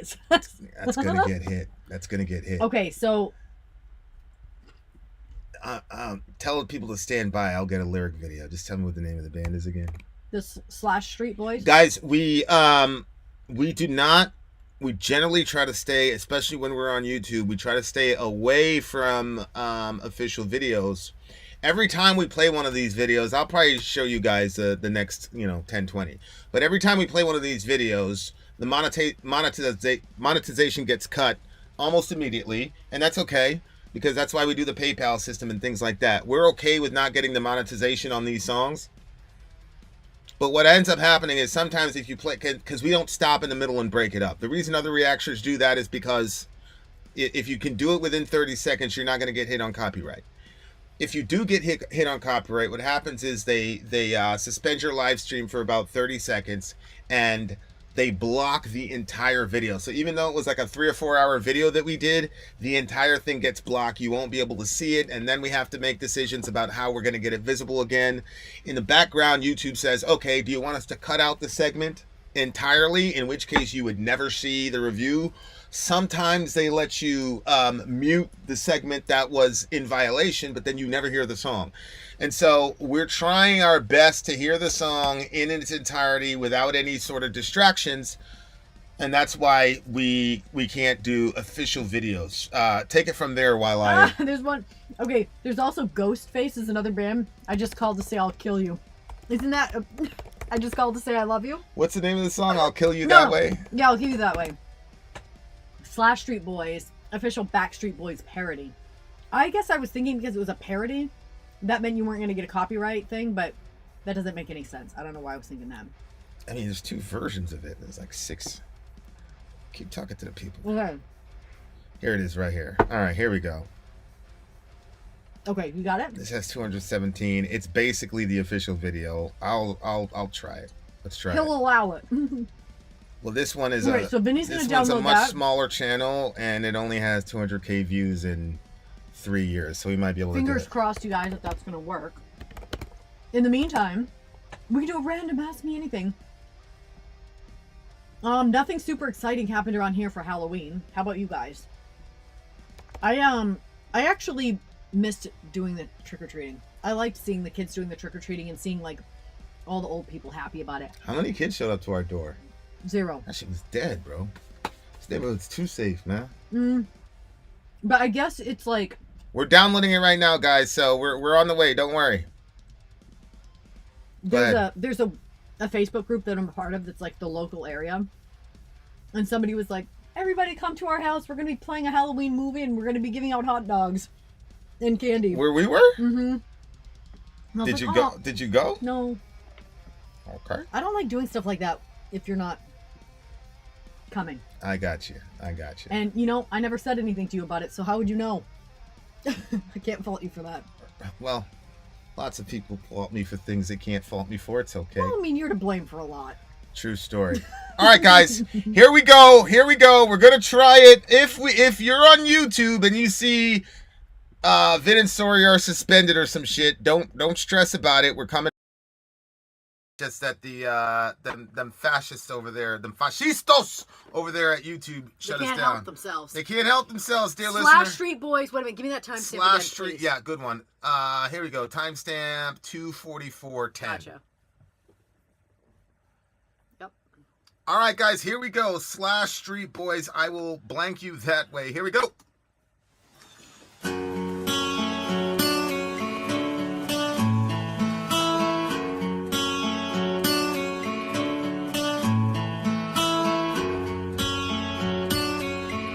Yeah, yeah. I set you on fire with gas and a lighter. You'll scream when I say I'll kill you that way. Sydney, my knife in the dark will reach to your heart. I'm Ghostface and I'll kill you that way. When you die, ain't nothing but a dream stay. When you die, ain't nothing like a crystal lake. It's nothing but a sinking. I'll kill you that way. I am Michael Myers, my one piece of tire. When I drove off, it's too late. When I kill you that way. When you die, ain't nothing but a dream stay. When you die, ain't nothing like a tell me why.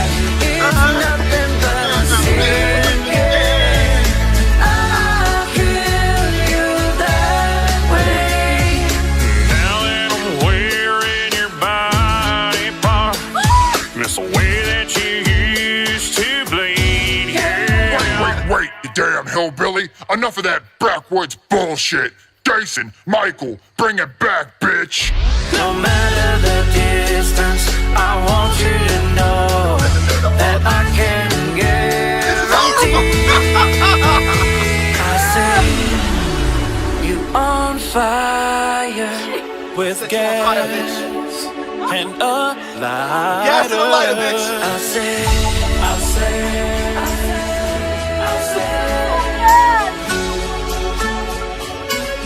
just wanna kill you. Ain't nothing but a dream stay.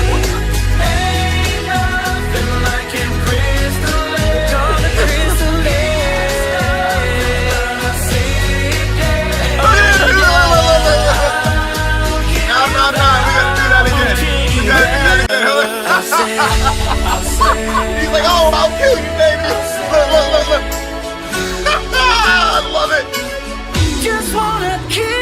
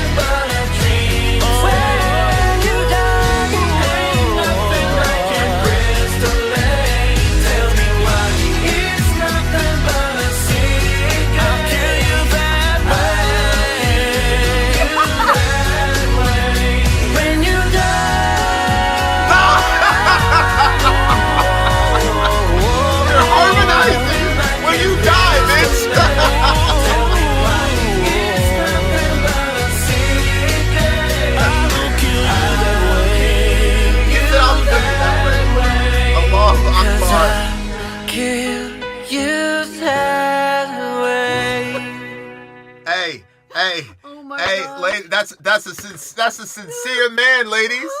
Seriously, my cheeks hurt.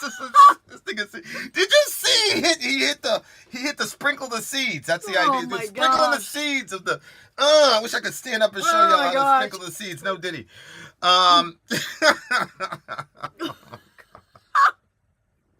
This is such a terrible song. It's so bad. It's so bad. He's talking about first of all, murdering folks, I man. know, What the hell? and harmonizing it. Yeah, that was the thing that took me out, bro. Was the harmonization and the it just took me out. Oh my God. I'm so happy. Thank you, YouTube, for not fascistically. Yeah, wait. We still there? Yeah, we still there. Now I see why Nick had to get us in. You understand? Like he's like, no, you gotta see this shit right here. Oh my gosh. Oh my gosh. Please, Man. please. You're Okay, doomed. first of all, I do remember this song, and I remember my neighbors were obsessed with the Backstreet Boys, and they were obsessed with NSYNC, like everybody was. I didn't understand, like...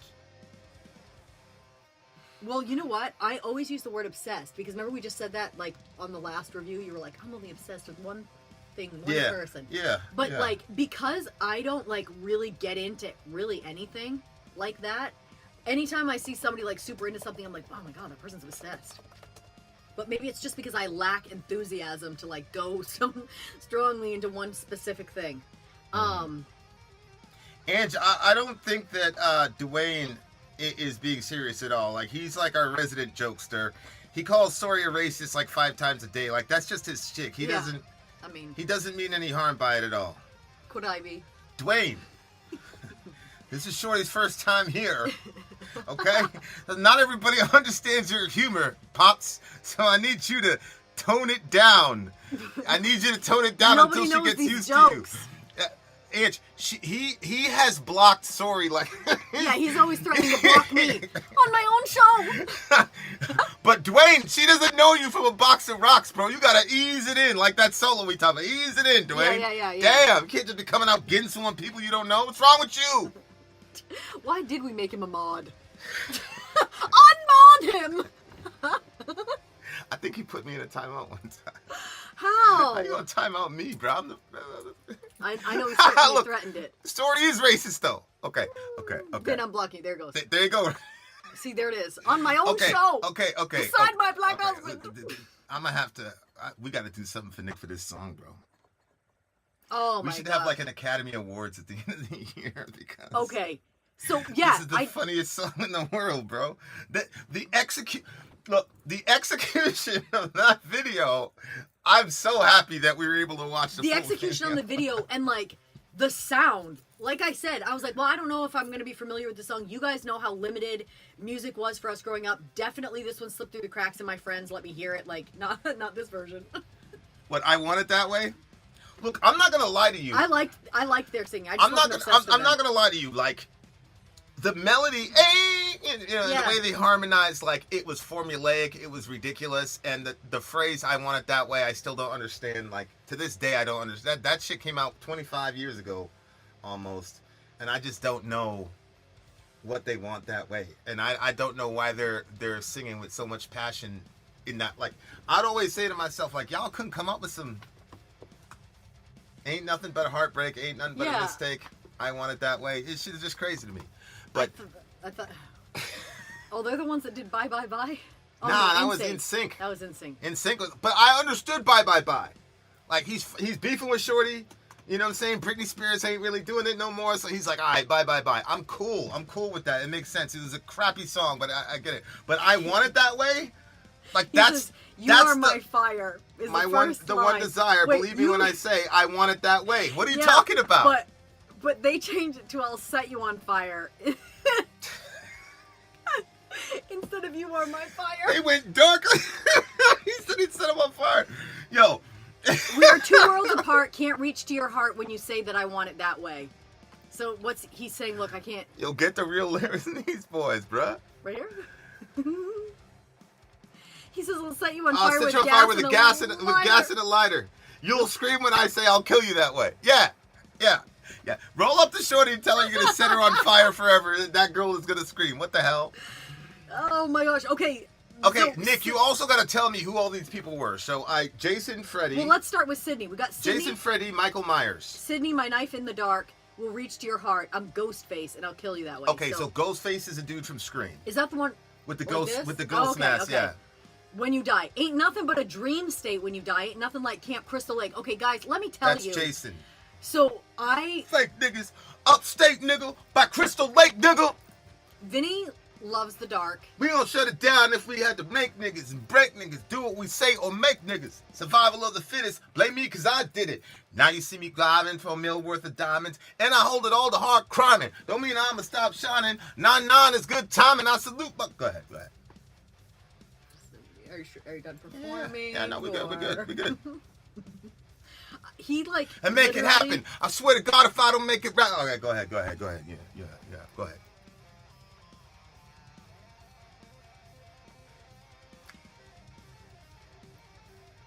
About to start talking. You want to finish that rap? Go ahead. Vinny has all these lyrics in his head. He does this all the time, and it's always a song I never heard of. Anyway, he loves the dark. I love the light. I've actually come to love the night, not as much as him. I'm but, a nyctophile is what I they call it. definitely... Nyctophilia, I think is what they call it. I definitely am split if I only have... I like the night and the moon. She Oh merely, my gosh. She merely adopted I the dog. adopted the dog. He was She born merely in adopted it. the dog. Same with the wife. Born in the night, like Born in Bane the Night. dark like Bane in the night. I swear to God, you don't want jihad. It's a gunfight. You came with a knife. You made her jam. Don't blame the device. Gunshots miss. You escape with your wife, but keep on playing. I'll take it at range just to make sure that her aim is precise. Not saying it twice. Talk that shit, but say it to my wife. You playing with your life. Just keep it on social. Finna go post. I send your soul up straight to the light. I don't know what happened to the boys. I just know that they dead. Got nothing to do with nothing. God works in mysterious ways. Go ahead, keep going. All right. So anyway, so Vinny and I are out taking our night walk under the moon, and there's this beautiful, like you guys saw in that picture that we posted earlier with our kids, like looking at the water that's literally out our back door. So we're walking around this Literally lake. our view, dear listener. Drop that picture again so they can see that lake. So we're literally walking around this lake together, and I just love wanna make these start people to feel finish, bad about side themselves? to side. Love this lake. I love seeing the moon reflecting off the water. It's like beautiful and like peaceful and wonderful. And then Vin proceeds to tell me about Camp Crystal Lake. Okay? I haven't been the same since. All right? I go around, I'm looking, and I'm like, Man, Black Queen, send me a text, bro. one of my eyes is like going over there. Send me a text. I'll take care of it for you. Don't worry. Go ahead. Go ahead. No, I'm trying to find that. It was in text. It was in text. Okay. All right. Keep talking to the people. Anyway, Camp Crystal So that's Lake. when I decided to tell you about Crystal Lake. Yeah. So Okay. So ruined. I'm sorry. It wasn't ruined. Stop lying. What do you mean? Stop lying. It didn't ruin your. I don't experience see of that. it. I don't see that water the same. Dude, there's crocodiles and shit in that water. I was aware of that. I think Those crocodiles aren't gonna. that didn't spoil your. No, look at that. Look at that. How could that's. That's the lake we're walking on. You see all those lights from all the homes and the. Oh, it's beautiful. It didn't destroy it for me. I'm just obviously. Yeah, we go out and sit at that's our view every night. Literally, if these kids turned around, they'd be back inside the house. We're right there. We are right there. You know why? Because I got 100 bricks, 14.5 a piece. Enough to cop a 6, buy a house on the beach, supply the peeps with jeeps, a brick a piece, capiche? Everybody's getting cream, no one's considered a leech. Think about it now, that's damn near 1.5. I kill them all, I be set for life. Frank, pay attention. Go ahead. Anyway. But anyway, I will kill you that way. I'm sorry, this is an 11. This is an 11. You know, look, I have, you know what this is? This is like Weird Al Yankovic on crack. Oh, that's exactly what I was thinking. Right? Yes. This Because does Weird Al make himself sound exactly like the band? well, he did what Smells Like Nirvana. Like he you know, and then when he did the Amish Paradise, shout out to the Amish, by the way. Right in the new their flag. Gang, gang, gang. Hey, don't say nothing. Don't say man. nothing. He liable to get shot in man. this bitch. Yeah, that there was more like a Weird Al only, like a next level Weird Al. They really invested. Nick, what is the Leatherface guy? So I know who the mask guy is from Scream. So you have Michael Myers. Michael Myers, I know him. Halloween, Jason, Freddy. There's one other guy called Who's Leatherface. the one that wears the body parts? Who does that? That's gross. That's the Leatherface guy. I think he's based on Ed Gein, who was, he would do all that crazy shit with him. So yeah, like, I don't know. I don't know. I got to figure out who Leatherface was, like what the name of the movie is, because that's one guy I didn't recognize. As a matter of fact, I only knew the real life story, like Ed Gein. Yeah. He really did that shit. That's that Mudvayne song, Little Boy's Best Friend's Always His Mother, that whole thing. I do not know why. He used to do all that shit. I know that Okay, Texas Chainsaw Massacre. Okay, I get it. Okay. I was way too young when I heard about that story, and I don't know who told me or why the fuck they told me that.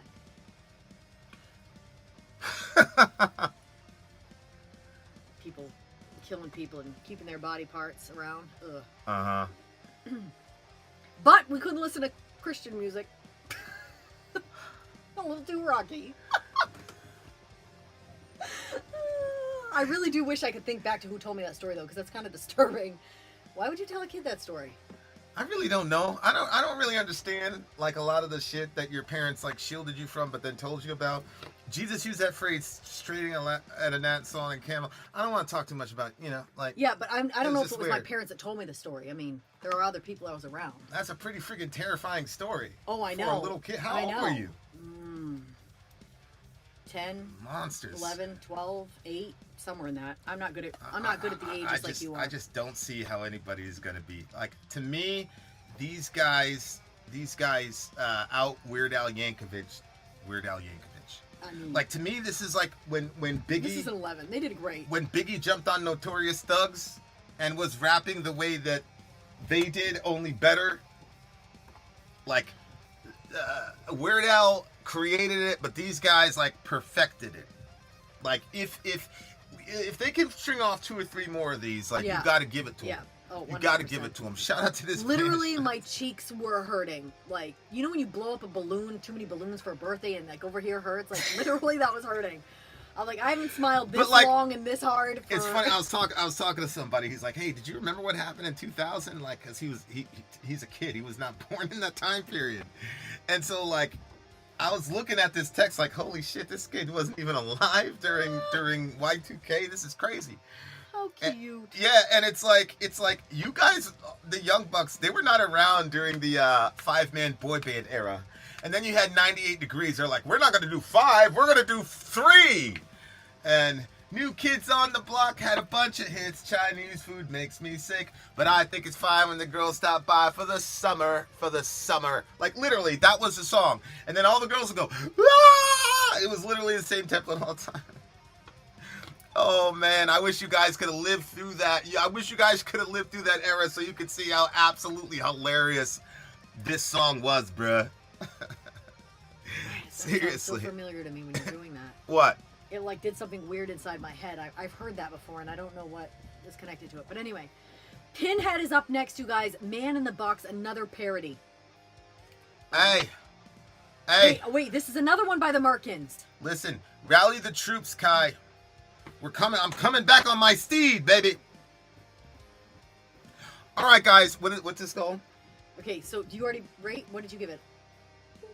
I told you I gave it 11. This is a classic song. Okay, so we have another one by the Merkins. So yay, we get to see. Are you familiar with this? Pinhead, Man in the Box. They got. You gotta see that shit. I don't even want to go to break.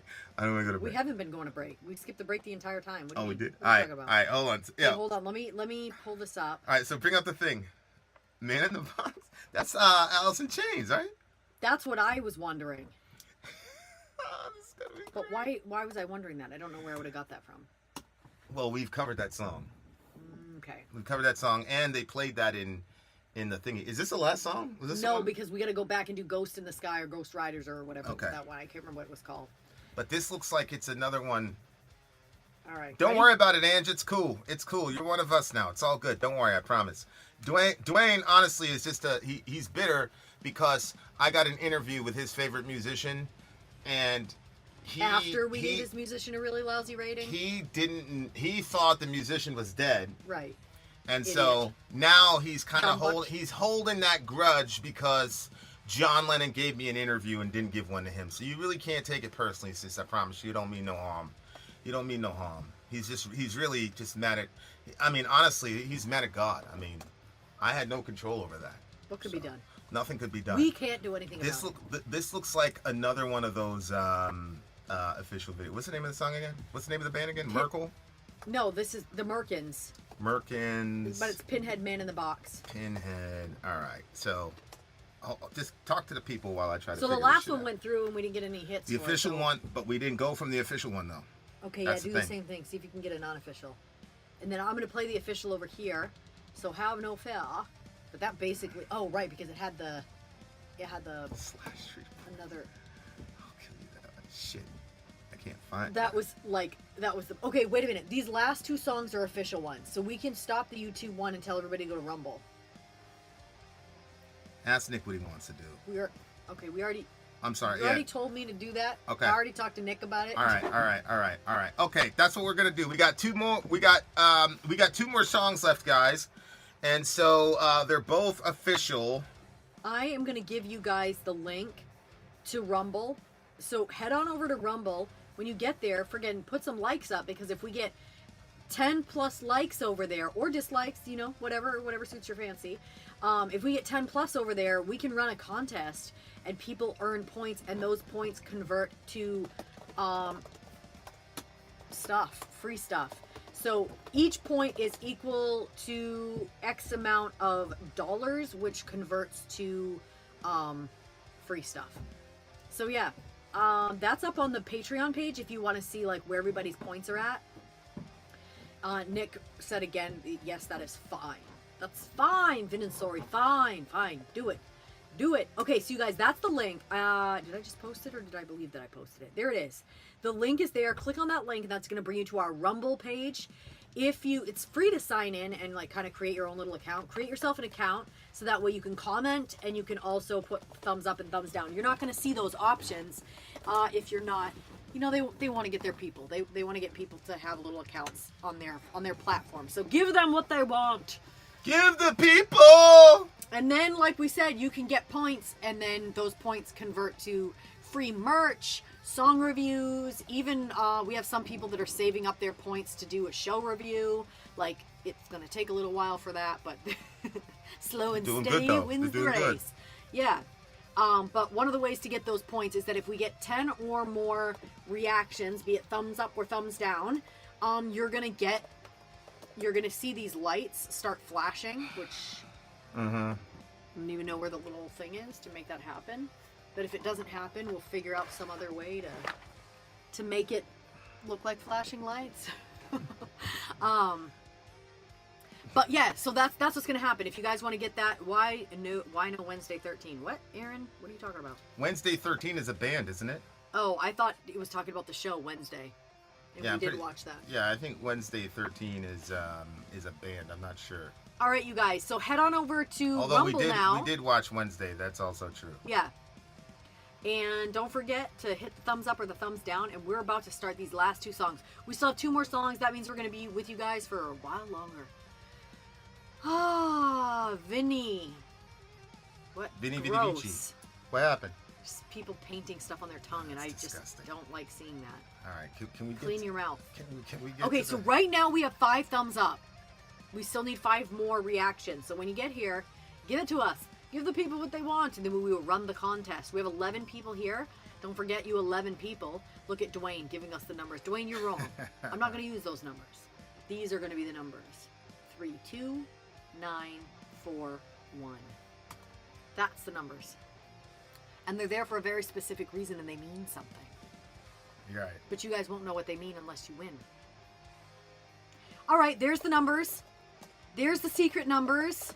And are we ready? We are ready. Here Yeah, we go. because you're just having me like talk, and try to entertain, and you know how I am with that. All right, so we got everybody off of YouTube. Nope. I was waiting for you to give me the go-ahead. Click. I thought you were the boss. Click the button. Right here? Yeah, there's only 9 people. Click the button, and now, yeah, that's good. Disable it. It's okay.